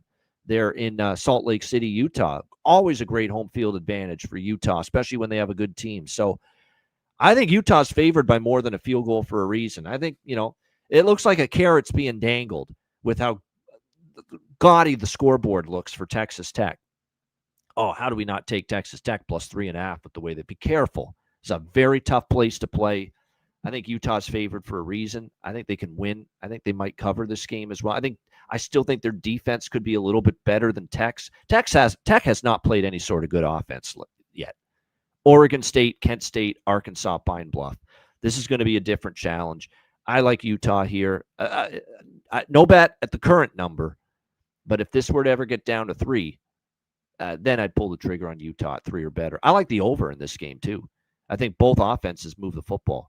Texas Tech, their defense, this is by far the best offense they've played. But you can say the same thing for Utah's defense against Baron Morton and Texas Tech's offense. This is definitely the best offense Utah's faced. So we get points here. And now we know Texas Tech plays fast, and Utah's playing faster than they have at any point under Kyle Whittingham with their OC, Jason Beck, coming over from New Mexico with Dampier. They're playing faster tempo now, Utah. So I like over the total here. CMAC, Texas Tech, Utah. Yeah, it's good to see these matches. I mean, these teams never played, right? There's no way. Texas Tech and Utah. Yep. I don't know. They're Big I don't 12 think they foes ever. now. Yep. I know. Yeah, we'll see. They've just been able to crush these teams at home. Texas Tech. I mean, Morton's looked really good. I know he's dealing with like kind of a leg problem, but it hasn't really mattered, right? He's looked good. He's looked good since he got the shoulder refixed. But yeah, both these teams just play cupcakes. So I have a tough time. I got to see more from Texas Tech on the road, and I don't know if their defense is really for real. No. So I think Utah as well at home. But I think if this game gets to a shootout, maybe it's just a tight one. Texas Tech covers. But yeah, you know how we've always talked about Utah at home. I think they can get it done, and I want to see more from their defense a little bit. Yeah. I mean, this is like the weeks after the cupcake games. Like, what are these teams really kind of made out of? But it seems like the offenses should have success here. Both play at a quick pace. It's just whether it'll get over the number. All right, Oregon State and Oregon. Yes, we are seeing the Civil War in September. Used to be at the end of the season. Now they place it on some random Saturday. Yeah, why do they do this? I don't know. There's a bunch of these this week. Yeah, they did this last year too. Yeah, they did some of the rivalry games to September. I don't get it, but nevertheless, here we are with Oregon State, Oregon 35-point home favorites, 55.5 the total in this game. This is a tough one to bet. I mean, it's not an Oregon spot. And Oregon kind of took their foot off the gas against Northwestern last week, and Northwestern goes right on through the back door last week against Oregon, 34-14. Preston Stone was terrible in that game. Oh, I'm so fortunate to get out of that with a point spread cover with Northwestern, because Oregon did kind of take the foot off the gas, and Northwestern did get those late touchdowns in the back half of the fourth quarter. Big run. That yes, one there under 2 minutes, 80-yarder. Reader. Yeah, it busted one. There you go. And also Caleb Komolafe had a big one as well for Northwestern, helping them cover the number. It's just the number is caught up to Oregon. I don't want to lay this kind of a number in a rivalry game with Oregon. That being said, I mean, Oregon State's been a massive disappointment. 0-3 straight up and against the spread against Cal, Fresno, and Texas Tech. They lost 31 at Texas Tech as 24-point dogs. That does not bode well for success here against Oregon and that offense. And by the way, the last 2 years, and there's been times I've taken Oregon State in this rivalry, but the last 2 years, Dan Lanning has drubbed this team 31-7, 49-14 in favor of Oregon. So maybe Oregon team total over. I definitely could see them. That could cash, because Oregon State's defense has been hideous. So maybe Oregon team total over, but not much other than that. C-Mac, what do you think? Yeah, it seems like Smith's out. Yeah, this has changed the last few years. Oregon's kicked their ass. I mean, they should be able to win here, I think, pretty easy. It is a rivalry. This is a ton of points. I think the biggest thing is how bad Oregon State's defense has just looked. Like, they don't look very good at all. Oregon just should be able to do whatever they want with him. But yeah, I mean, Jesus, 5 touchdowns in this game. I think this is just a stay off here. I mean, at least both these teams get up so big for this. And I've been up there for some of these games, and they don't like each other as much as, I guess, it's kind of nice people up there, more liberal in Oregon. They definitely don't like each other. So, yeah, as this game, I'm off. Maybe, like you mentioned, Oregon team total. Maybe Oregon, they look really good early, first half maybe. So, until I see some more from Oregon State, the defense especially, I got to be off. And the offense isn't really done much either. I mean, this team's won 1 game in its last 10, right? Yep. Yeah, it's not been good. Been good. Yeah, it's been a rough stretch here for this Oregon State team. And that was against Washington State. That's it. But 1-9 straight up, 2-8 against the spread. Their last 10 going back to last year. Auburn and Oklahoma. Oklahoma 6.5-point home favorites, 49.5 the total in this game. I'm impressed with Oklahoma. I think I keep getting more impressed with them by the week. I mean, you would say, well, hold on now. They played Temple last week. Coming off the big win against Michigan, that's impressive to me. That you went on the road against an inferior team and you didn't fuck around, you didn't screw around, you didn't fiddly fool around. in that game against Temple. You put the boots to them. You were athletically superior. You were physically superior, and you went out there and, it was a business trip, and you played like it. 42-3. You left no doubt. Mateer was great throwing the ball too. 282 through the air, and they didn't run him as much, and they relied more on Torrey Blaylock in the run game. Oklahoma, but that's probably they didn't have to have John Mateer expending his legs in a game like that where it was such a mismatch. That's probably a big reason for that. Now we'll see how they fare here, getting back into SEC play here against. Actually, this is their SEC opener because Michigan was non-conference game. This will be their first Big Ten conference game. Auburn is a little bit better than I thought coming into the year. I mean, it was a good road win at Baylor. They destroyed Ball State. Solid victory against South Alabama, although the defense was a little bit leaky in that game. And if not for some South Alabama mistakes, probably could have and should have scored more points, quite honestly, in that game. The run game with Jeremiah Cobb's been very good. Will they be able to have that success on the ground versus Oklahoma? And, of course, this is the old Jackson Arnold going back to Norman to face his old team storyline that they're probably going to talk about a million times going into this game. Former Oklahoma quarterback Jackson Arnold now playing for Auburn. I think the concern for me with Auburn is Arnold's capable, but they want the run game to be good. It's a Hugh Freeze offense. The run game is always the focal point of their up-tempo spread offense.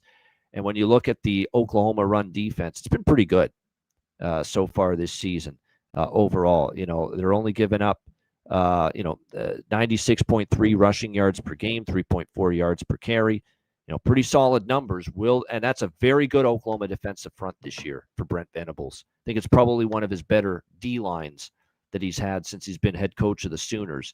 If Auburn doesn't run the football with success, I worry about them here staying within a score. I lean Oklahoma here. I really like what I'm seeing. The Auburn run defense will be put to the test. And when you flip it around to, the way Oklahoma is obviously capable of the run game, the passing game, we'll see. I mean, the Auburn run defense numbers are excellent so far. But I don't know if they're going to face a team that's going to be able to put that run game out like Oklahoma. Their secondary's been a little bit leaky. I think the fascinating thing here is going to be if they load up the box, will John Mateer be able to slice them in the passing game? And I'll say this about Mateer. He's gotten better in his throwing. He made a couple throws against Michigan, I remember, on the run, bootlegging to the right, and he put it right on his receiver.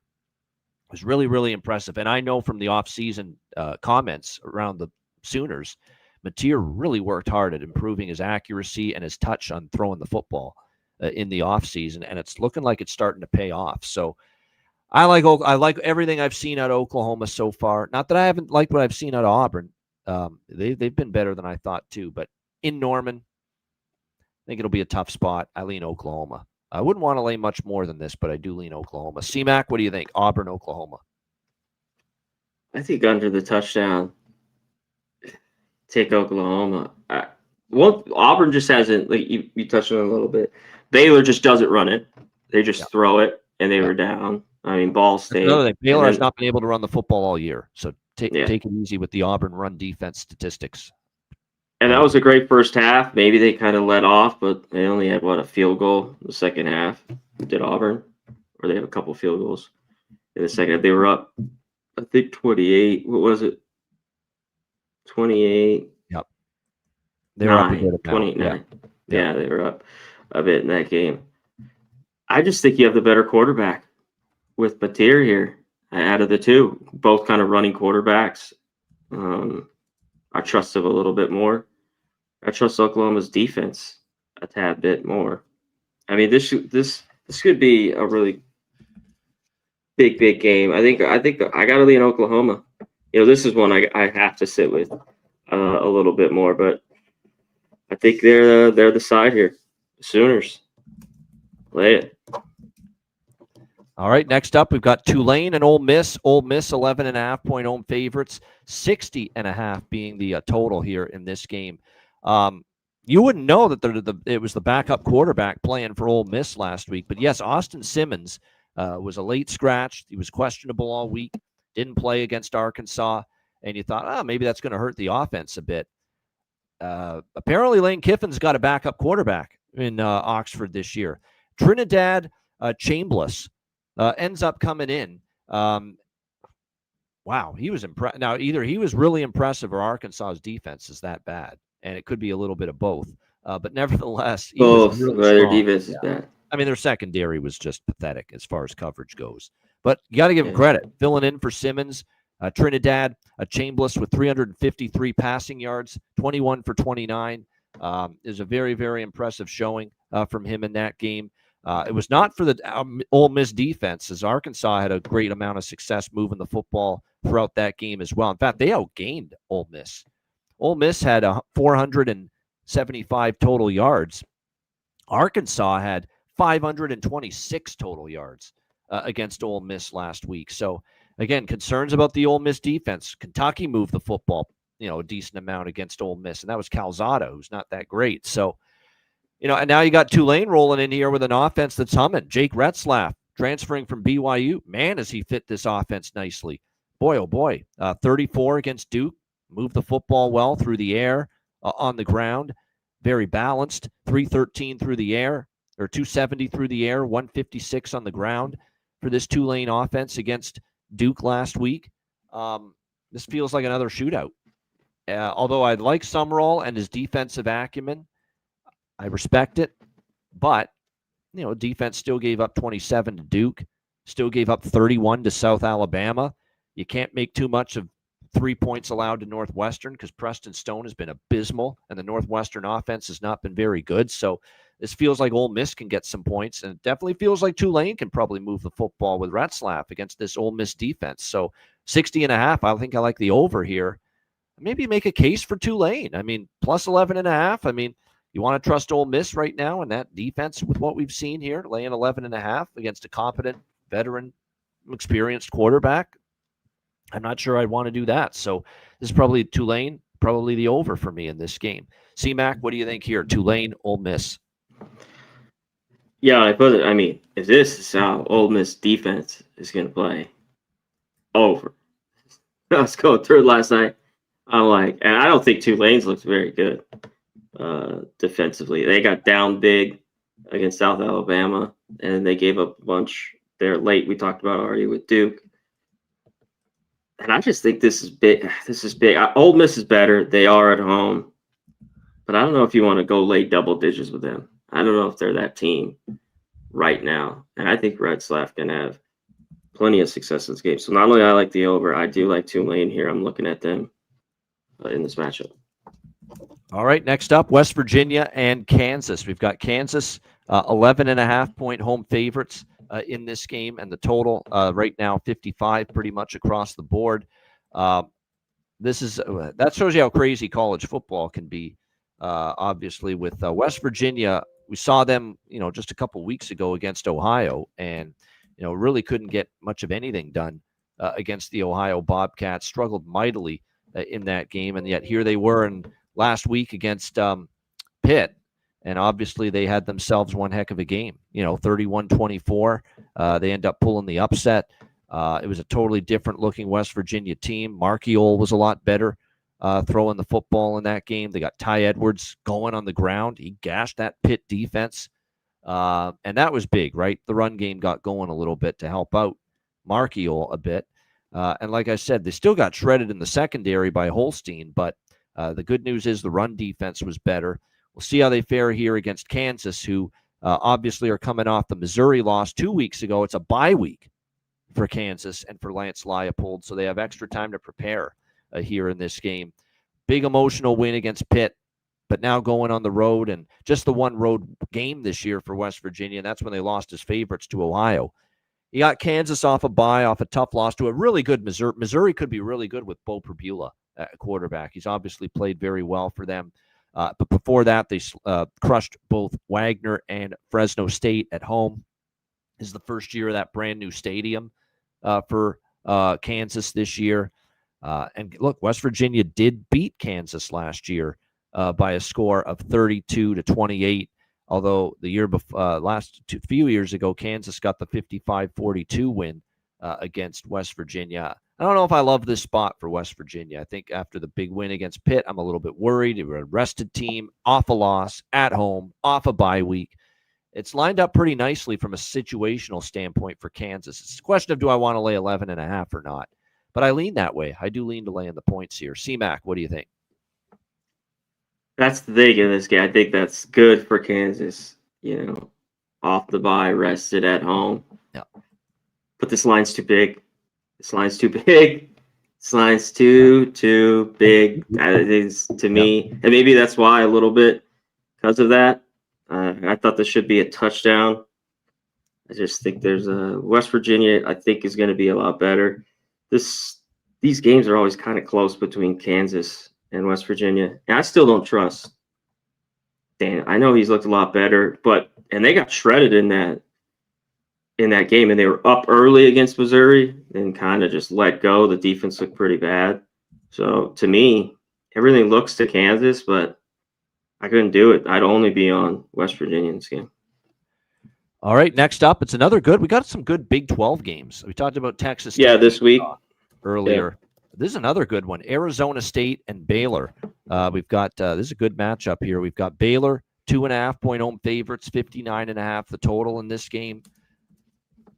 I don't think we've seen the A game yet from Arizona State. Obviously, they lost to Mississippi State. I thought they were good, but not great last week against Texas State. There were times when, they moved the ball at will, and then there were times where they made some mistakes. I don't think we've seen their best yet. And they're going to need probably closer to their best here against Baylor. Certainly Baylor's offense, which we know can throw the football. It's been weird with Baylor. They've struggled to run it, this Baylor team, big time. But, boy, they've got a great passing game. Sawyer Robertson has been terrific in the passing game. They've certainly got a good amount of weapons. And last week, 42-7 over Stanford. But, with Robertson and all the talent that he has, and they have a good offensive line, certainly for pass blocking. We saw them put up 48 points against SMU, 440 passing yards from Sawyer Robertson. They have Josh Cameron, no relation, Ashton Hawkins, Kobe Prentice, Michael Trigg.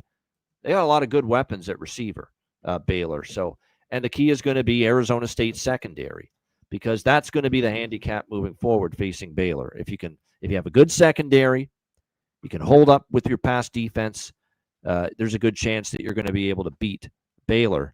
And when you look at this Baylor team as far as their Arizona State, rather, as far as their pass defense is concerned, it's concerning. They've given up 235 through the air. They've given up, 63% completions. The number of completions is in the bottom part of the FBS. Like I said, 96th as far as passing yards per game allowed. We remember what Blake Shapen, a former Baylor quarterback, was able to do with Mississippi State against Arizona State a couple of weeks ago. He threw for 279, 3 touchdowns, no interceptions in that game. There's a couple of receivers that went off. Blown coverage on the game-winning touchdown for Mississippi State in that game, for Arizona State, I should say, a blown coverage against Mississippi State. That's concerning. That's a matchup concern, because Arizona State has shown a little vulnerability in the secondary, and that's where Baylor can punish you with that passing game. So I love me some Kenny Dillingham. He's a great coach. He's done amazing work with this team, but I'm worried about that secondary, and I'm leaning Baylor a little bit, at least, as long as it doesn't get above 3. I would probably say Baylor team total. Take the worry out of their defense, because their defense is still not great. It's been a constant problem for Dave Aranda. It's just not reliable. I think this game could go over the 59.5 too. But what I would say is, if you like Baylor, at the very least, split it up, your bet between the -2.5 and the team total over, or just put it all in the team total over. Because to me, that defense is still a bit leaky, and I could see Sam Leavitt, Jordan Tyson, and the rest of that Arizona State offense having some success. The Baylor team total, by the way, is 30.5 here in this game. I like that, the Baylor team total over, and I like the full game over, 59.5. I think we will see some points here. CMAC, Arizona State, Baylor. Yeah, I think Baylor could get there with their team total. I just think this goes over. I think that game last week was just a little bit, Arizona State back at home after the loss to Mississippi State. Like their defense looks a little bit better early, and they held down Texas State in that game. But I just think this is shoot. I don't know how Baylor stops Arizona State, really, and Baylor just is going to continue to sling it around. This to me is over. I'm not taking an under in this Baylor game. Over. I don't blame you. All right, Michigan State and USC. USC 17.5-point home favorites, 55 the total here in this game. We warned you. Now, there was that crazy long lightning delay for USC Purdue last week, but we did warn you. I mean, that's now 0-4 against the spread for USC in the Big Ten road in the Midwest and the East Coast. Okay, they have still yet to cover a point spread, USC, in these Big Ten road games. And, they once again failed to cover last week. Now, they played well, but 33-17, they did not cover as 20.5, 21-point road favorites. Purdue got the money. USC, look, their offense is very good. Jaden Mayav has been great. He really has. And, they've obviously had – now, they didn't have as much success running the ball, but obviously they've got Lane and Lemon and McCree, good receivers for USC. And that's what really did the damage against Purdue. But that is a bit of a misleading final score. And if I'm Barry Odom and I'm Purdue, I'm a little optimistic about that. There's some light at the end of the tunnel for Purdue football because they turned it over, I think, 3 or 4 times in the red zone. 3 times in the red zone, Purdue had turnovers. Ryan Brown was moving the ball throughout that game in between, and then he imploded in the red zone constantly, over and over again. And if not for those red zone mistakes, that's a potential down-to-the-wire game that Purdue is right there with a chance maybe even to win it. So be careful about looking at that final score and thinking USC, blew the doors off Purdue. It couldn't have been further from the truth. And by the way, Purdue, man, they made a hell of a hire with Odom. You can already see the unbelievable strides they're already making, Purdue, under Bear. Wait till he gets better talent, going there in the next few years. But there's definitely optimism for them. USC, even in a not their best offensive game, and they still put up 33 points on the road against Purdue, and with a lightning delay involved. They could score at will here because I'm telling you what, Michigan State defense, man, I don't know. They played Western Michigan, and Western Michigan's got a bad offense. They played BC, and Dylan Lonergan sliced them up at 40 points. They gave up 24 to Youngstown State. They were 24-point favorites. Youngstown State throws for 242. That quarterback had Brungard had 242 passing yards. That's a bad sign when you're going on the road to the Coliseum to face a USC offense that at home, against some weaker defenses, they put up 59 against Georgia Southern and 73 against Missouri State, I should say. This is probably USC team total, maybe over. And I like Jonathan Smith. But I don't know if he's got a defense, man. It hasn't been good on that side of the. I don't think he does. Spartans. And now he's got to go on the road. USC's comfortable at home. USC put up 73 and 59 in their 2 previous road games. We already saw Michigan State give up 40 at home to BC. And USC's team total is 36.5. If you're giving up 40 points to Boston College at home, USC could get 38 plus here in this game. Because Michigan State on their home field allowed Boston College on the road to go in there and put up 40 points. And makes me think USC could probably get 38 against this defense. So that's probably the bet I'd look to. USC team total over. C-Mac, what do you think? Spartans, Trojans? I think they do get their team total. I think this game goes over as well. I think so. I think you take that because it's just instead of laying the 17. Like, I still don't trust this SEC. Like you talked about, Purdue moving it, should have had more points. Trust the offense more than the defense, C-Mac, and they're a big favorite. I'm telling you, take the team total instead of the spread. Yeah, for sure. Yeah. So take that. And Michigan State, like if on the other side, I would take these points, if I had to. But I think the play is just SC here, their team total, or just the full game over. Because you got to think, as bad as they've looked, against Youngstown, Boston College, that Michigan State's going to be able to score here, a couple touchdowns, right? Yep. maybe 3 touchdowns, something like that. Their offense has looked, I guess, Aiden tad bit Childs better. is capable. Yeah, they've looked capable. Capable, I'd say. Yeah, good way to put it. He's capable. And this is the better role with Smith. They still, all 3 of those games didn't cover. They're 3-0, 0-3 ATS. It's Michigan State. But them catching points like this, is more the spot you want them, I think, at least right now. All right, Arkansas and Memphis. We've got Arkansas 7-point road favorites, 62.5 the total. Got ourselves a little non-conference matchup here between these two teams. Arkansas is just a team I'm betting over every week until proven otherwise. They've got a good enough off.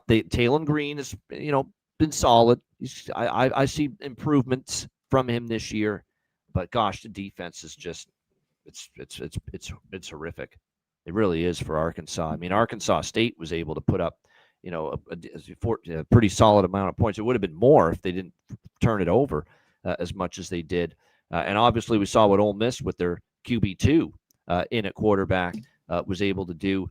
And look, the Memphis offense, I had question marks because they lost Seth Hennigan to the NFL draft. And Brendan Lewis is their quarterback, and I've never been a fan of Brendan Lewis. Colorado, Nevada, I've not been a fan of his, but he's playing well here at Memphis. He's fitting this offense nicely so far. 73% completions, 608 passing yards. He's a dual threat. He's averaging almost 6 yards per carry. He's had 2 rushing touchdowns, 190. So he's been running with the football as well. And that dual threat element could certainly bode well against a leaky Arkansas defense. So I look at an over here again for Arkansas. That's the way I would play it. I actually lean to the points here with Memphis just because, I don't know, I can't lay 7 with Arkansas's defense right now. And Lewis has been better than I thought. C-Mac, what do you think? Arkansas, Memphis. He has. I think this could get over as well. I think, give me Memphis. A Memphis backer. Fade them always as favorites. They benefited from Goose Crowder, the Troy quarterback, getting injured early in that game. That's why it turned into a blowout. Troy had no passing game after Crowder got injured. But still, Memphis has had a solid start to the year. Give them credit. They have. Arkansas is better, but can you trust its defense? Yes, that's the problem. In this game. Memphis, too. This team's been into last year, playing better football, covering numbers. I'm interested in here, in them a little bit this week, because I think they can move the football here at home on this Arkansas team. That, it is. But Arkansas should have success, like you talked about. So maybe this just flies over pretty easily here to 62.5. All right, Big Ten. We've got Michigan, Nebraska. Michigan 2.5-point road favorites, 45.5 the total in this game. I think I'm going to be on Michigan here. I just think they're a better football team. And this is no disrespect here to Nebraska. Now, this is, in saying that, I wouldn't lay much more than 2.5, 3. The 3 is my cutoff point. I'm not laying more than 3 with Michigan, but I think I just trust them a little bit, and I trust their schedule a little bit more. Like, who the fuck has Nebraska played? Cincinnati, and they escaped with their lives, 20-17, and I don't think Dylan Raiola played all that great in that game against Cincinnati. Struggled and sputtered, and there's Cincinnati driving on the last possession, and if not for Sorsby throwing an interception, Cincinnati could have tied that game or won it, and then they faced a couple of tomato cans after that. Akron and Houston Christian, big deal. When I look at Michigan, look at Michigan. New Mexico might be a lot better than we thought, okay? And people thought that was going to be such an easy game for Michigan, and I already like what I'm seeing out of the Lobos this year with Jason Eck as the coach.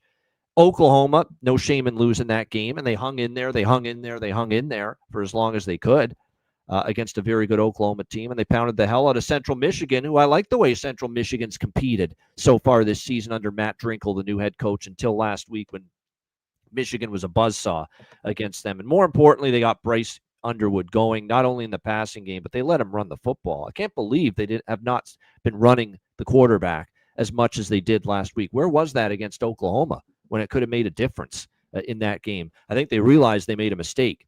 that said Bryce Underwood's way more athletic and mobile than people give him credit for. They look at him more as a passer, and they unleashed that running ability. Now, I scratch my head. Why would you unleash it against Central Michigan when you're clearly superior and not save it for a better opponent? But nevertheless, still, they got Bryce Underwood going, running the ball, 114 rushing yards there. And if Bryce Underwood can run it to go with his arm, and I think we're going to see progression in the passing game, that still could be a pretty good Michigan offense, because let's not forget, it's a highly touted, recruited quarterback they've got. And I just don't know what to make of Nebraska. They haven't played anybody, and the one game against a halfway and I wouldn't call Cincinnati a good team. They're an okay team. They're a middle-of-the-pack team, and they were life and death to beat Cincinnati. I think it's a cheap number on a better football team. I think they're capable. I know it's on the road. It's in Lincoln, but it's not like Nebraska's not lost a ton of big games at home. That's all they do over the years, is lose big games at home. So I think Michigan gets it done. I think they're the better team. Now, again, 2.5, it's still playable. I wouldn't lay more than a field goal, but I like Michigan here. C-Mac, what do you think? Yeah, has anything changed here? Is Nebraska ever going to get a big win here at home? Like, I can't do it. I don't think much has changed. Like, this is like the eye thing. I got to see it. Yeah. Show me this shit, because I don't believe it at all. You don't believe after Akron and Houston Christian?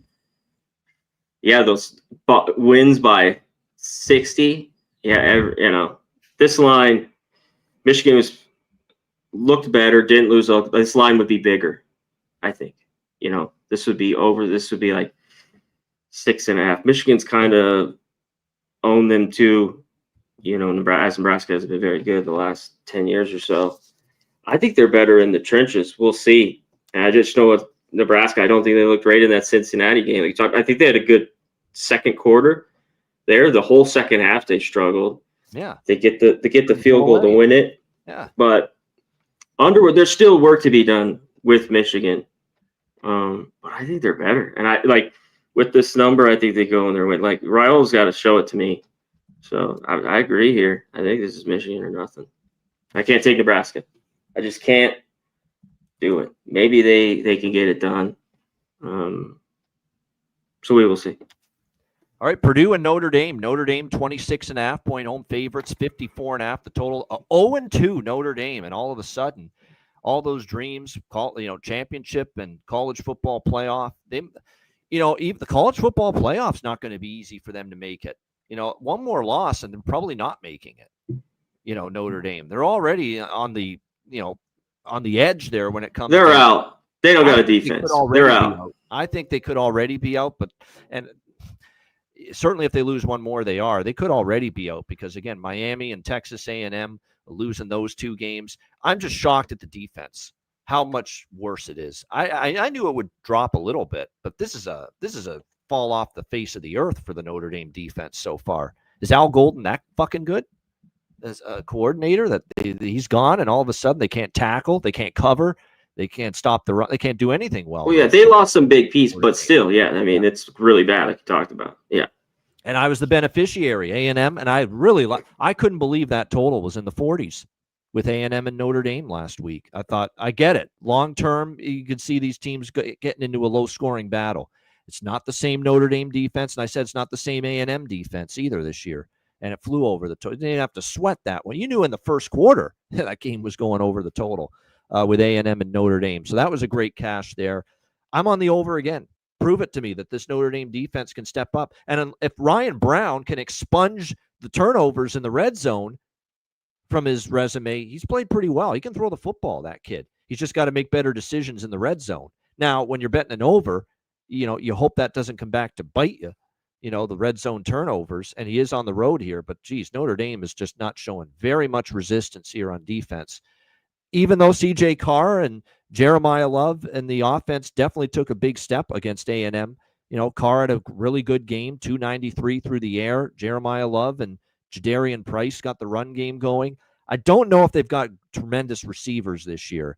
Malachi Fields stretch the field. Yeah, Jaden Greathouse is okay, but they don't have a lot of great depth there at the wide receiver spot. But they're still capable of moving the ball. And, Purdue, still does give up points usually when they play some better teams and better offenses. So I think the over's a good bet once again, for Notre Dame here in this game, but I'm leaning to Purdue. I'm not going to ask Notre Dame to lay almost 4 touchdowns, but especially with what I'm seeing from their defense. And look, Purdue just battles, man. They play for 4 quarters. They never quit. Barry Odom has got this team not taking too many penalties. They're well prepared for every game. He was a great hire. We figured eventually he's going to get Purdue going in the right direction. He might be ahead of schedule. Like, Purdue actually looks like they're somewhat competent now. Like, they were a disgrace. They were a disaster. They were embarrassing. It was an embarrassment to be a Purdue alum last year watching that team play football under Ryan Walters. That's how bad it was. Already what Barry Odom's doing, I'm impressed. So give me the points with Purdue. Give me the over as well. C-Mac, what do you think? Purdue, Notre Dame. Purdue. Take the points here. Put it in your back pocket. Notre Dame wins 35-17. Something. I don't know. They're not. I don't think they could cover here. I don't think. 35-21 and over the total. Okay, there you go. It goes up. Okay, my bad. I think Purdue can get 21 as long as Brian Brown. He's got to. Yes. Clean up the turnovers and the interceptions in the red zone. He's got to fix that. He needs to have one, or turnover. He can't be that bad. But I think they could move it at least. One thing last week against USC, it was just the red zone mistakes that killed them. Yeah, I still think they're going off a little bit of how bad Purdue's been the last few years. Yeah, like they're just they were that bad and getting that blown out. But it's just a change, a culture change. Odom, I saw it here in Vegas for all these last years. Like, this guy's a good football coach. He does all the little things, I think, and all his players take accountability. So, and Notre Dame's gonna be able to score. So maybe you're right. This does get over. This line's just too big. Purdue hangs in there. Notre Dame should not be laying this. They win, but don't cover. All right. Next up, as we continue along, Stanford, Virginia. Yes, an ACC battle. Virginia, 16-point home favorites, 48.5 the total. Stanford, this is their first long East Coast trip of the season. Now, they did have a trip out to Hawaii beginning of the year, but this is their first long East Coast trip where they lose 3 hours when they commute and they travel. So it's not a very good scheduling spot, at least for Stanford. But let's give Frank Reich, Andrew Luck, coach and GM of Stanford, credit. Nice win for them last week. Yeah. Now, Boston College didn't look right from the beginning. I think the long trip out west kind of got to them a little bit. Boston College, especially coming off the marathon overtime game that they played against Michigan State the week before. Weird game. They had 20 second-half points and nothing else. No. They scored all those points in the second quarter. I know, they did. And then they moved the football in the second half, and then mistakes. And then when Lonergan had the pick six, that was kind of like the death nail there for Boston College in that game. But Stanford, here's the bright spot for Stanford. They looked like they had a functional offense finally. Gulbranson was a little bit better. He wasn't great, but he was a little bit better. He had a little more in the passing game, and they got the run game going, Stanford. They actually looked like they had finally a somewhat decent offense here for the first time all season because the offense was pitiful before Saturday night against Boston College, but they put up 30 points. Gulbranson was, not great, didn't light it up, but he had no mistakes, 186 through the air. Micah Ford had a huge game, 157 yards on the ground for Stanford. They still gave up 333 through the air to Boston College and Dylan Lonergan, and the concern is going to be Chandler Morris can sling the rock, quarterback for Virginia. And that could be a problem for Stanford secondary. But if you buy into Stanford's offense, showing some improvement on the uptick, and let's be honest, Virginia doesn't have a great defense. We saw NC State, put it to them. I'm not sure how good Virginia's defense is. I like Morris and I like the offense, but I don't know how great the defense is. They've gone over in every game. I'm going to take a shot with over 48.5 here in this game. We're not asking for a shootout. I think Virginia's offense can move the ball against Stanford. And if Stanford can show the offensive improvement last week, once again here against a bit of I don't have total faith in Virginia's defense yet. They gave up 35 to NC State. They shut down a pathetic Coastal Carolina offense, which did nothing again against East Carolina this past weekend. So you can't make too much of a big deal about Virginia holding Coastal to 7 points. So I don't know how good Virginia's defense is. So I think Stanford can chip in some points, and I think Virginia will move the ball. So over for me here, 48.5 C-Mac, what do you think? Stanford, Virginia. Yeah, I put a little note last night. Is this too low? I think Virginia will be able to score, so maybe their team total. I think they could even cover this number, but I don't know the defense. I just think the offense will move it on Stanford. I still think that secondary is very good at all. But they did run the ball at home. And how about Stanford? Outright win as a dog at home? Never thought I'd see it in the longest time. It's been a long time. So, yeah, hats off to them. And at times, the defense, like against BYU, maybe not the craziest offense, but, they could score in that game. But, they hung around. That's the one thing. Stanford, I don't think it's just, can they move it on Virginia? Because I don't think the offense is very good. Like on the road here, I don't know if they're going to get a ton of points. But, yeah, that's a game I might not bet. I hope to get that over. It might get there. Maybe I think Virginia will do enough. I think Virginia scores 30 here. Yeah, it's you get enough Stanford. That's going to be the key. That's going to be what's going to determine the total here. And I think they can. I think they can chip in enough. I think we could see something like 31-17 there, or 31-20. There you go. Goes over the total. Or 34-17 goes over the total. All right, next up, we've got South Carolina, Missouri. Missouri 13-point home favorites, 46.5 the total. That game died. Well, South Carolina, I don't think they were going to win anyway, even if Lenore Sellers didn't get injured. But once he left, I don't think they were over. Suffered a concussion against Vanderbilt, knocked out of the game. Luke Doty came in and finished that game for South Carolina, and he definitely struggled, no question. What did he have? Actually, wasn't bad as far as completion rate, on 148 through the air, but no touchdowns, one interception. Really, a lot of his yards came when the game was out of reach. When that game was still, Vanderbilt, fully dialed in and looking to put it away, Luke Doty kind of struggled.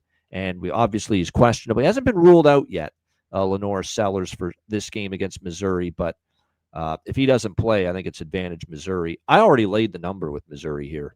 I think this could just be a blowout. The South Carolina team on offense, even with Sellers at quarterback, was not playing well.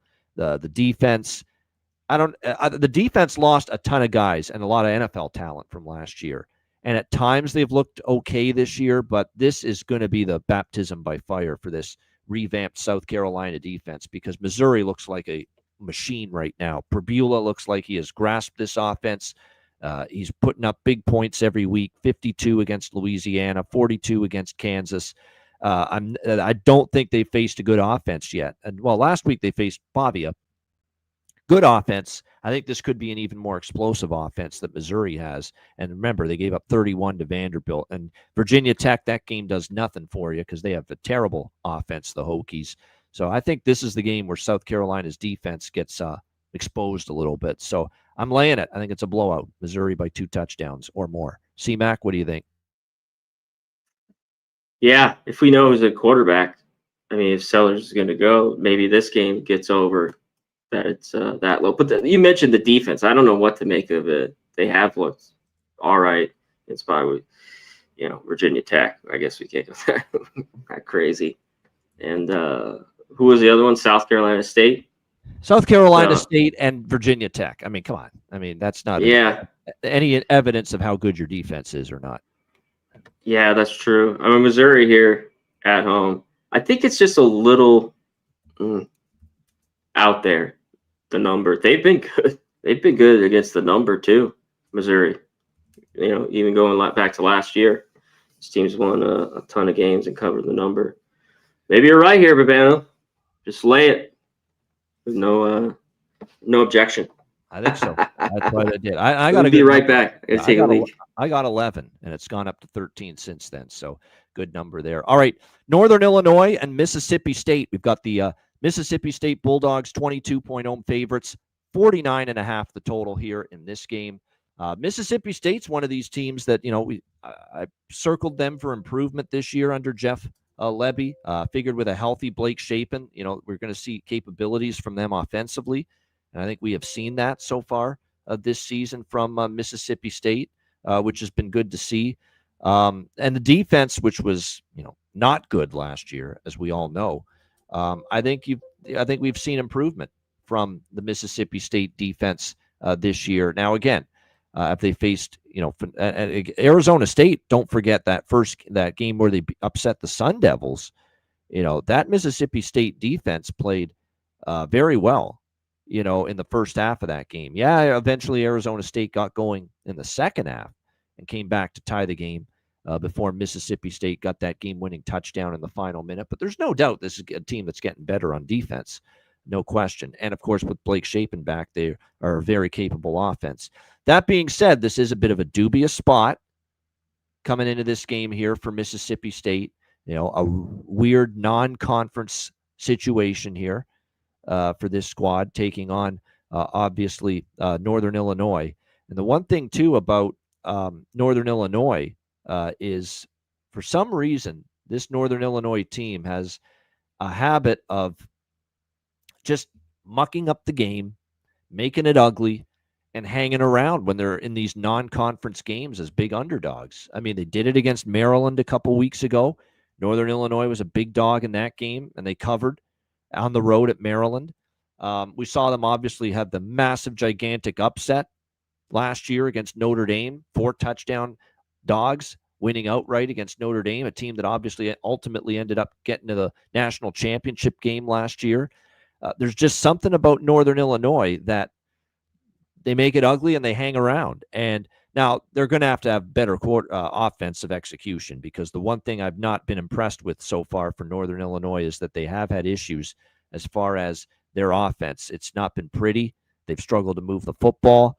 And against a team that, can put up points and it can quickly get away from you if you're not efficient on offense, that is a concern. But it's definitely not a great spot for Mississippi State. It's a Northern Illinois team that has repeatedly been good in this point spread role, road underdogs in non-conference play. I'm definitely leaning Huskies here, plus 22 in this game. We'll get C-Mac's thoughts on it in just a moment, but we'll move along in the meantime to James Madison and Liberty. James Madison, 8.5-point road favorites, 48.5 the total in this game. Liberty's bad. I laid it with JMU. Now, it's interesting because Liberty's taking the money here. This was as high as 10 with JMU, James Madison, as road favorites. Seen a little buyback here on Liberty, maybe because they're home underdogs. Maybe people are seeing, hey, maybe it's finally some value on this Liberty Flames team. Yeah, potentially. I just think they're a pretty bad football team right now. James Madison's a lot better. And I think that could end up being the difference here in this game. So I like JMU. There's not much to like about Liberty. Their defense has fallen off. Quarterback play has been nowhere near as good as it was in the Caden Salter days. That's also been an issue. I mean, when you're only scoring 13 points against Bowling Green on the road, plus they're 0-3 against the spread. They haven't covered a number yet. Ethan Vasco is terrible. I'm actually surprised. Now, maybe because I think here's the thing with Ethan Vasco. He comes from Coastal Carolina. But remember where Jamie Chadwell coached before Liberty, Coastal Carolina. So I think he recruited Ethan Vasco to Coastal. And then he said, you know what, I'll bring him over to Liberty now after Caden Salter left, see if I can get something out of him. Because I liked him enough to recruit him and bring him into Coastal. So let's see what we got. He just can't play. Sorry, Jamie Chadwell, you made a miscalculation recruiting that guy. He's just not very good. He's just not a very good college quarterback, Ethan Vasco. He has just not been very good for Liberty. But I said, it's not just the offense and the quarterback play. Defense just not as good as it's been. Now, last year we saw at times the Liberty defense wasn't as good. This year it's continued. They're not that same defense. So, I don't understand the adulation here with the betting markets taking Liberty, but bringing this down to 8.5. I'm laying it. I think James Madison's going to win by double digits here. I think they're that much better than Liberty. Another thing too to factor in here is that one of the issues with Liberty has been the fact that on defense, this team's given up 226 rushing yards per game. That's 132. And James Madison wants to run the football. So not only have they been terrible stopping the run, that's what James Madison wants to do the most on offense with Barnett, the quarterback. They want to run it, and they can bring Sluka in, the backup quarterback for a package of plays, and he can run it. So I think it's a bad matchup too for Liberty. So I'm laying it. Lay it or don't play it for me. C-Mac, what do you think? James Madison, Liberty. I agree. As dogs at home, they got 10. but I was like tempted then. I just don't think Liberty is very good. The offense can't move the football, like you know, and the defense doesn't look very good at all. I mean, this team scored 24. Jacksonville State, we talked about them, but they gave up 34. And last week, they just really couldn't do anything. They didn't score anything in the first half. I mean, that game was 10-0 at halftime. Yep. Goose egg. Yep. Goose egg. You know, I kind of did some stuff late.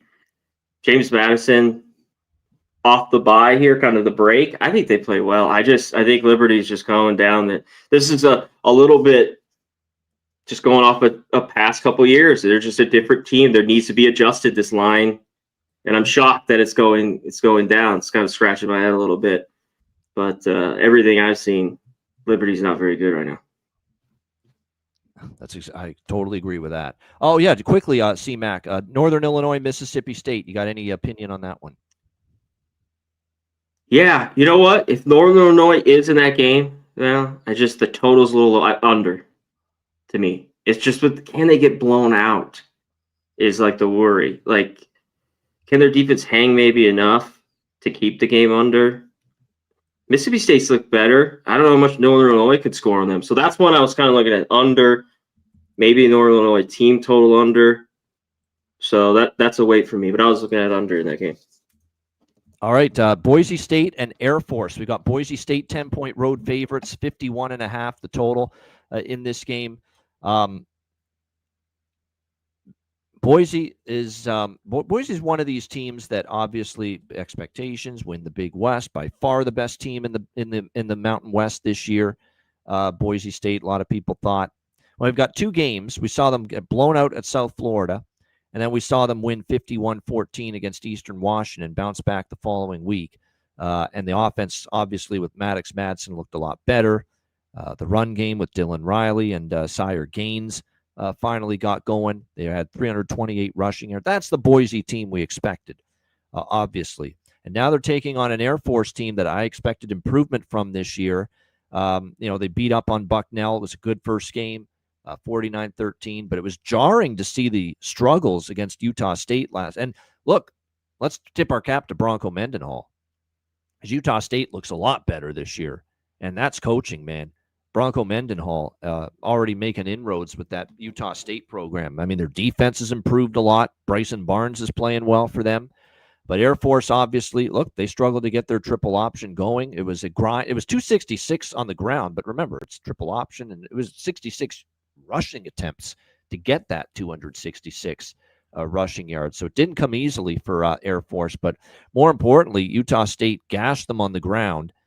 71 rushing yards from Javen Jacobs, Miles Davis. The quarterback ran a good amount. The run defense kind of got carved up in that game for Air Force, and then they gave up 287 through the air to Barnes. So worries about the defense a little bit. And you got Boise off a bye week, so it's extra time to prepare here for Spencer Danielson, the head coach here for this Boise team. That being said, spot-wise, it's good for Boise off a bye. Air Force has defensive concerns coming out of that Utah State game. I can't get there, though, at laying 10 on the road, even with Boise off a bye. I kind of want to buy low off a bad game on Air Force here, plus 10 at home. And keep in mind, the last three meetings with these two teams, Mountain West foes, 7-point Air Force win, 5-point Boise win, 8-point Boise win. These have been close games decided by single digits in each of the last three meetings. So there's a spot, says Boise. Maybe the matchup. Can they run the football against Air Force? Certainly, if Utah State did, it lends you to think Boise can. But it's a big number. I think Air Force is better than they showed last week. I think they are. I want to take Air Force in this spot. I'm leaning that way at the current number. C-Mac, what do you think? Boise State, Air Force. Yeah, I was looking at it. I don't know if I could trust them, though. I don't know if the defense is that good. I don't like how the Utah State ran them over on the ground. And if they're doing Boise could run, just do that. I mean, they just run the ball all over them. But I think they could have some success offensively. I mean, of course, them running it, if they do, the game goes over, I think. How much better is going to be the defense? So this was one last night when I was looking at it, I'm like, this one's tough. Like you mentioned, Boise bounces back, beat up on Eastern Washington, and then now they have had the time off. I could see people loving Boise thinking this is short, too. So this is kind of a tough one because it's been a struggle. Better Air Force teams, though. Way better teams, kind of in those matchups. A better defense, and that offense could really slow it down. They kind of were like 27-20 type games, back then. So, yeah, that's when I'm off. I kind of lean over just how bad Air Force's defense has been. I think so, too. I would lean over at this number. I mean, we're not asking for a shootout. It's a reasonable number here, 51.5. All right, Apple Cup, another rivalry game now in September. Washington State. We've got Washington 20.5-point road favorites up in Pullman at the Palouse, 53 the total in this game. I wish I had hammered it more than I did with North Texas last week. I was lining up to fade Washington State off that misleading win against San Diego State with a quarterback that Senegal kid was terrible. Jaden Denegal for San Diego State in that game against Washington State was pathetic. He was horrible.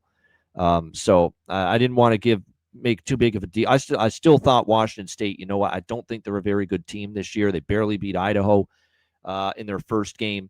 They beat up on a San Diego State team where their quarterback played poorly. I'm like, I think they could go to North Texas and lose the game at least by a touchdown. Well, they wasn't just by a touchdown. Try 49 points, 59-10, North Texas against Washington State last week. It was an utter blowout, utter annihilation. Wasn't even close. Wasn't even competitive that game. And I took North Texas in that game. Look, the quarterback play is far from great with Jackson Potter. 3 interceptions. Now is there a quarterback change? Maybe it was so bad they might go to the guy that Zevi Eckhouse. This is a guy that played at I think it was Bryant before this. Zevi Eckhouse. I think he was briefly at Wyoming too, but he didn't get into many games there with the Cowboys. He might start. There's questions about where Washington will go with the quarterback. Washington State will go with the quarterback for this Apple Cup after that annihilation last week. Meanwhile, you've got Washington coming off 70-10 win against Cal Davis. Also a bye for Washington. So Jed Fish here, extra time to prepare to get his Washington team ready. I think this could be a blow. And I don't normally advocate for, and I'm a proponent of laying big numbers in a rivalry game, but I can't touch Washington State. I think they're a pretty bad football team. I like the quarterback this year for Washington, Damon Williams. I think he's really good. He's athletic. He can run. I think his throwing is getting better and better. He's got Jonah Coleman, who is a running back you can rely on. He's a great running back. And we've got a Washington State defense that's given up 144 per game on the ground, 4.2 yards per carry, which is just not very good at all. And a Washington State defense that, look, North Texas did whatever they wanted pretty much against Washington State. So this is Washington laying the points, and maybe even more than that. I might go team total because we always talk about if you trust the bigger favorites, maybe take their team total. 36.5. I think they could get 38 here in this game, this Washington offense. This is good. This has a chance to be a pretty good offense. Big fan of Damon Williams. And Jonah Coleman, the running back, is very good as well. C-Mac, what do you think here? Apple Cup. I think they could as well, their team total. Man, I don't know what to make of Washington State. They had to make the change. I mean, they were so bad. I think they had 5 turnovers. I think they lost 2 fumbles, 3 picks. Just a total beatdown on the road. I mean, who wants to go to North Texas and to get your ass whipped? Tail between the legs. Now they are at home. This is a rivalry. I just haven't seen enough because I do Washington. I think is just flat better.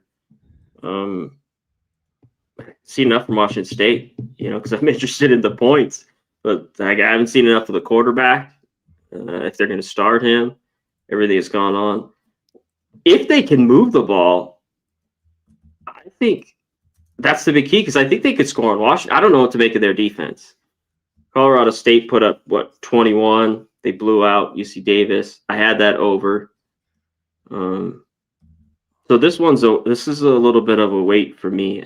And this is a late game, right? Yeah, One of this the later is ones? 7:30 Eastern, 4:30 Pacific. It's actually late. Oh, it's not late. Okay. Yeah. Yeah, I'm going to wait on this. All right, next up, we've got Georgia State and Vanderbilt. Vanderbilt, 26.5-point home favorites, 53 the total. Now, before you get interested in Georgia State here, and I get it, Vanderbilt just demolished South Carolina, and they've demolished Virginia Tech before that. You got this little maybe sleepy spot at home against Georgia State before you go back into SEC play next week when you take on Utah State, another non-conference game next week, and then they play at Alabama after that. But before you start thinking this is a flat spot for Vanderbilt, they lost to Georgia State last year. Yeah, outright.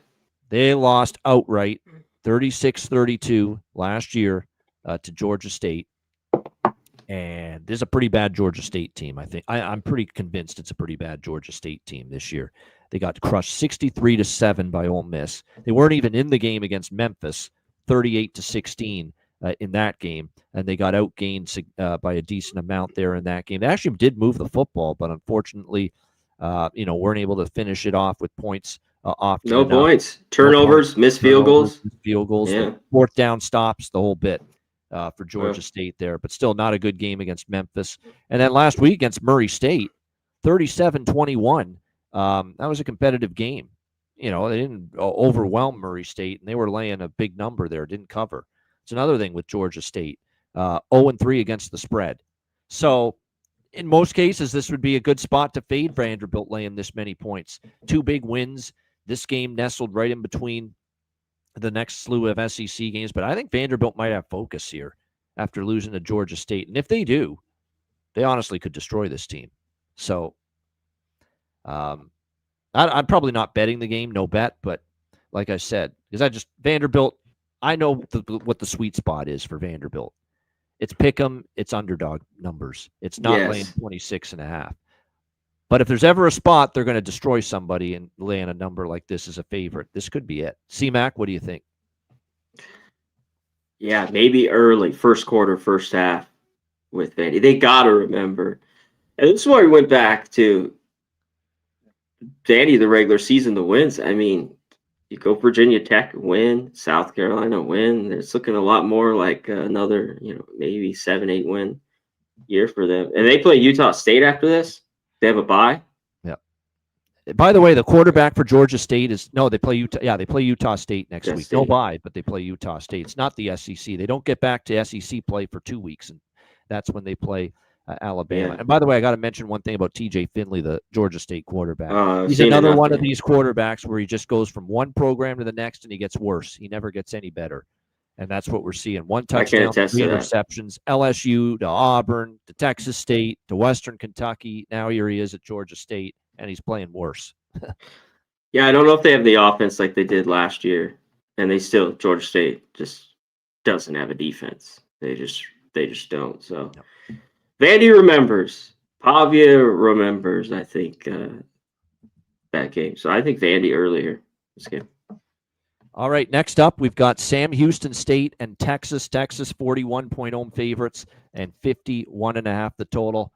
Come on, Arch. Help me out here because I'm betting the over in this game.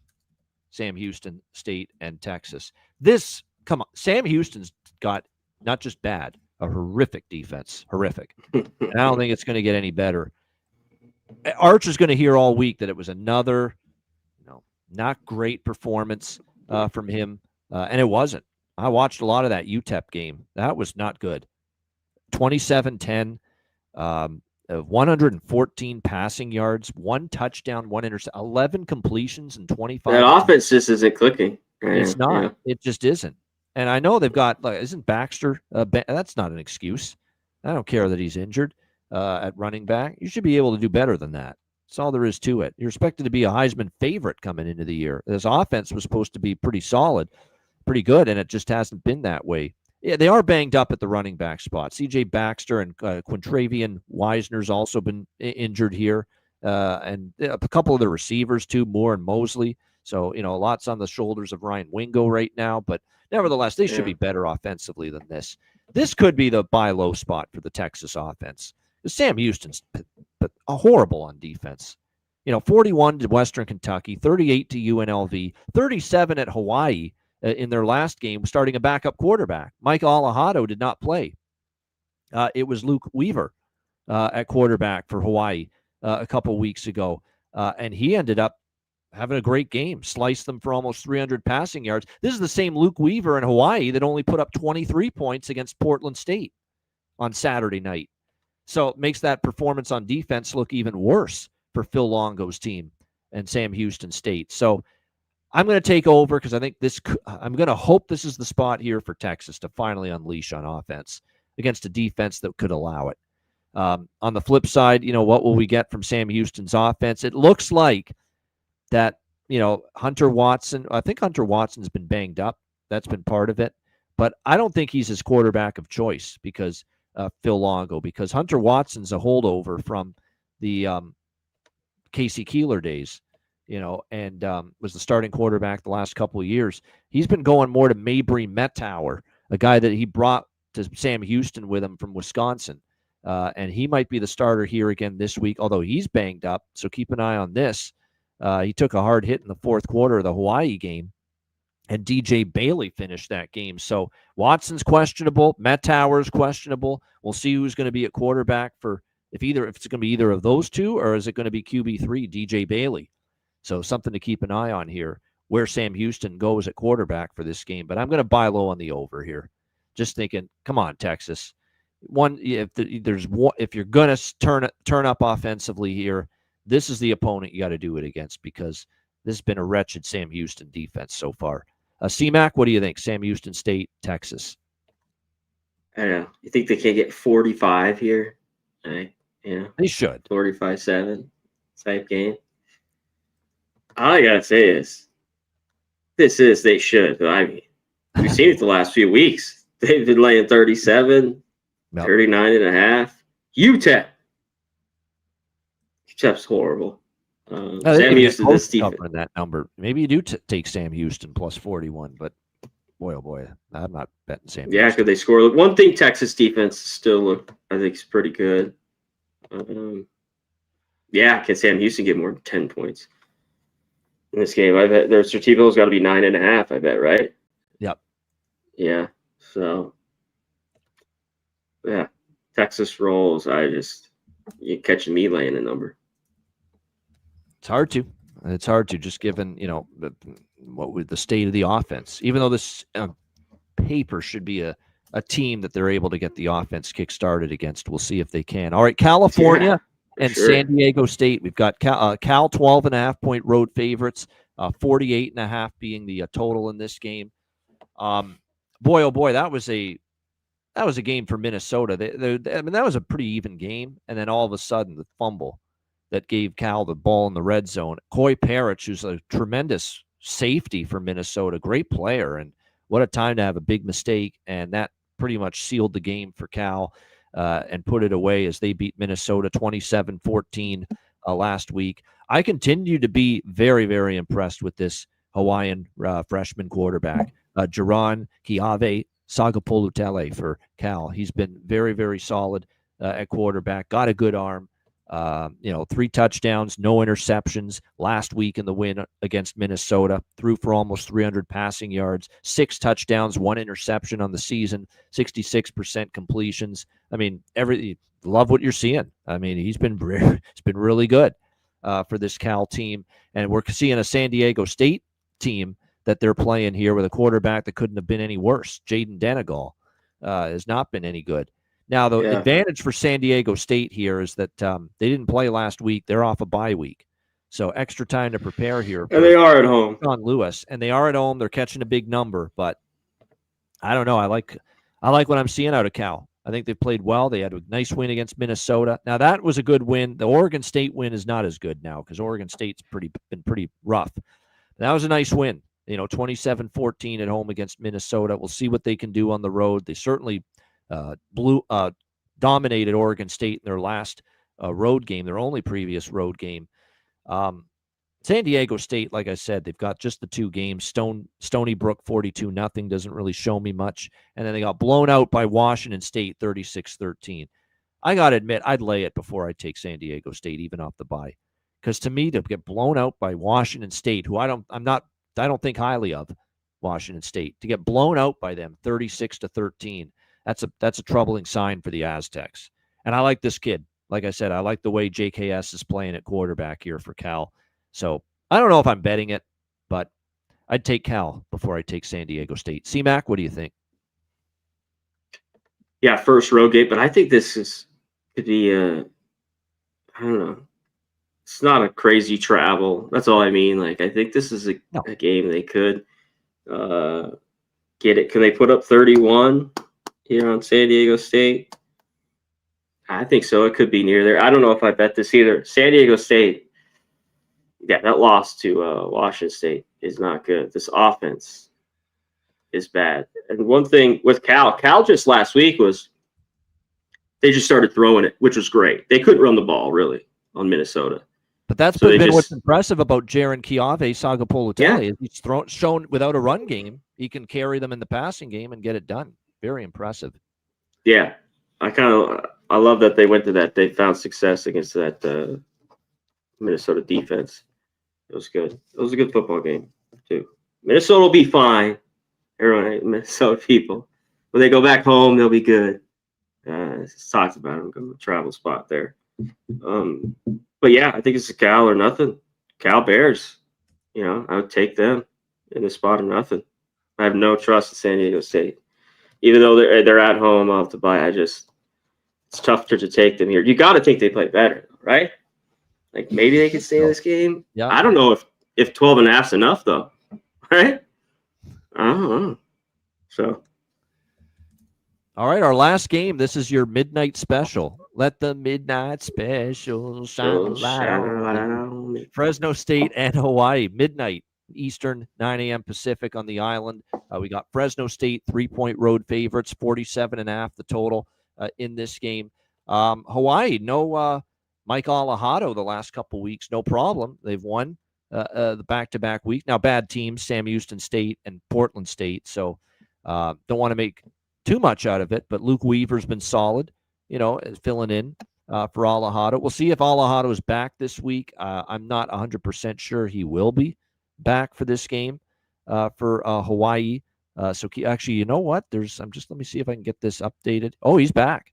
Yeah, he's missed the last 2 games. Timmy Chang said Micah will start, so he's back for the Hawaii Warriors. Micah Alejado, who of course started the season as the number 1 quarterback for this team. So Alejado back. Of course, he started in the couple of games before that, and he's had so far this season 2 touchdowns, 1 interception for Alejado so far this season. 367 passing yards.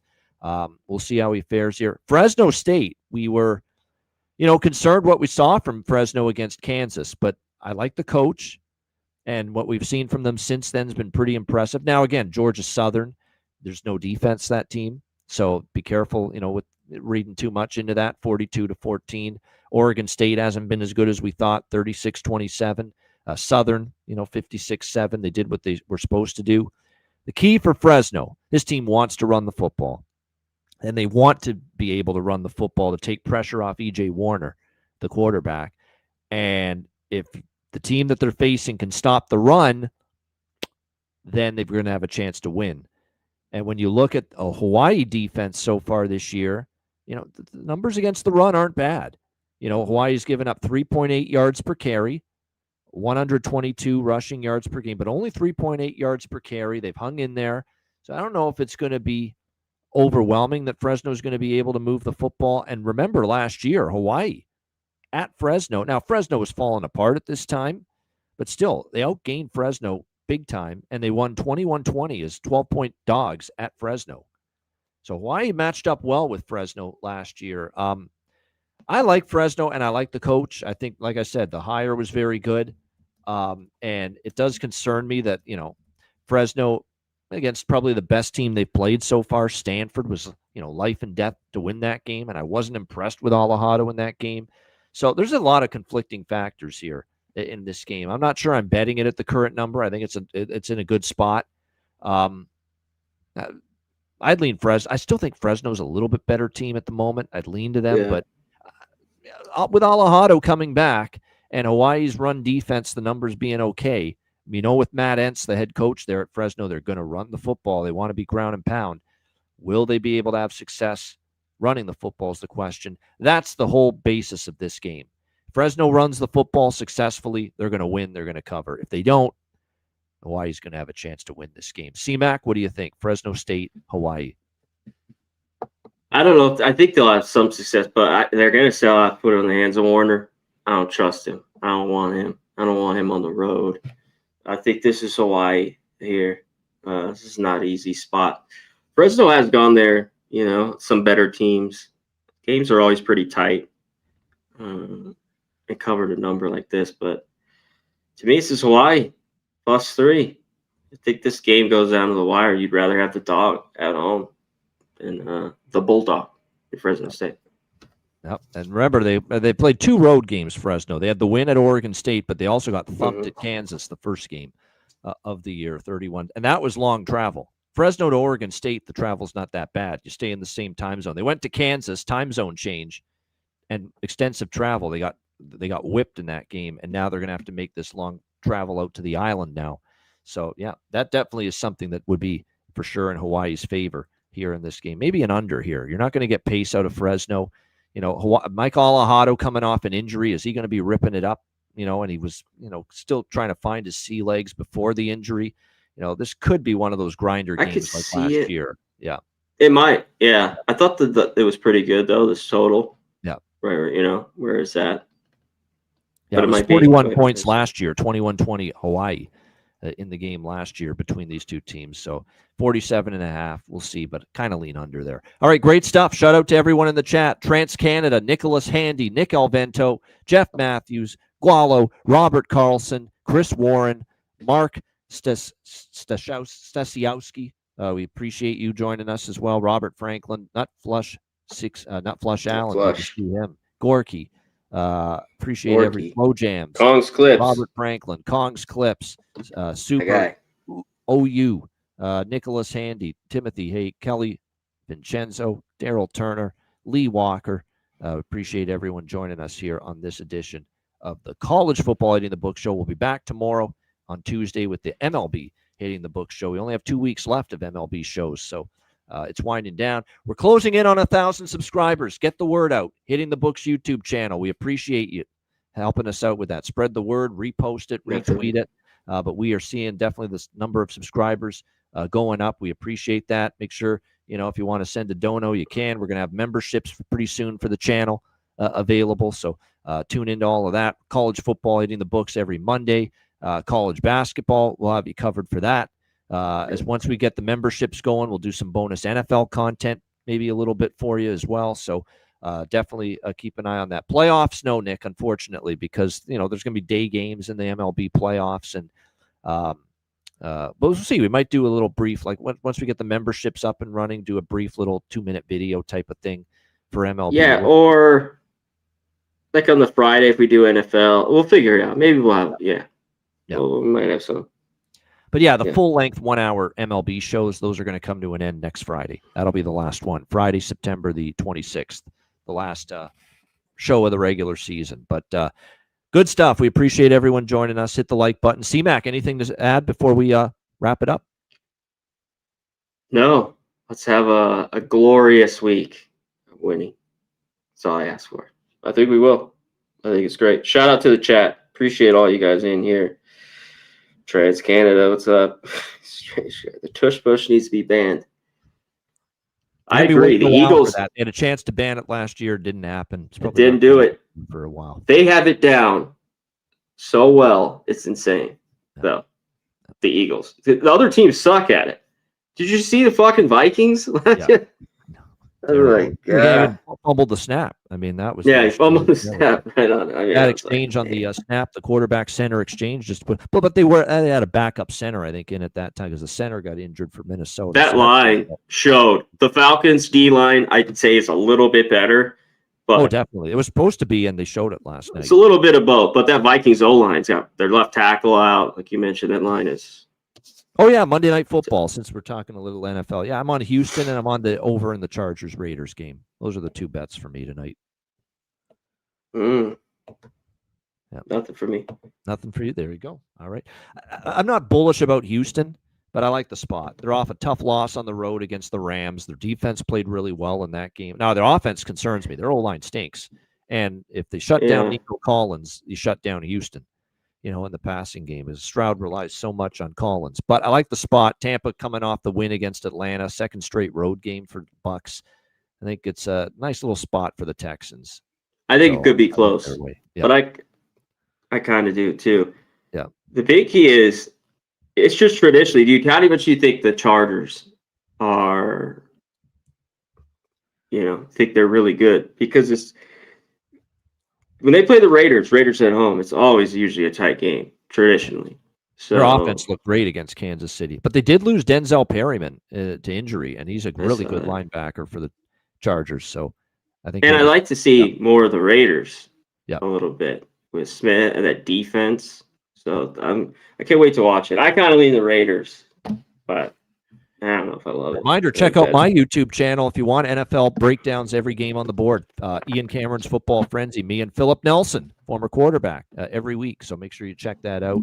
Check it out. We went 2-0 with best bets, by the way. He had, I think he had Cincinnati team total over, which cashed even though Burrow got injured. Browning with that late touchdown to win the game. That was fucking nuts. Total over. And then I had the New England Patriots as my best bet. I still couldn't believe they were a dog to Miami. Miami's a mess. That's another story. They are a hot mess. Yeah, hot mess. Hot mess. Hot dog this shit. Show is not though. This show is hot, but it's not a mess. The Hitting the Books show. We appreciate it. Shout out to everybody. Thanks for tuning in. For Connor Mack, I'm Ian Cameron. Enjoy college football week 4 and good luck. And we will be back next Monday, 1 p.m. Eastern, 10 a.m. Pacific with another edition of the College Football Hitting the Books show. Until then, class dismissed.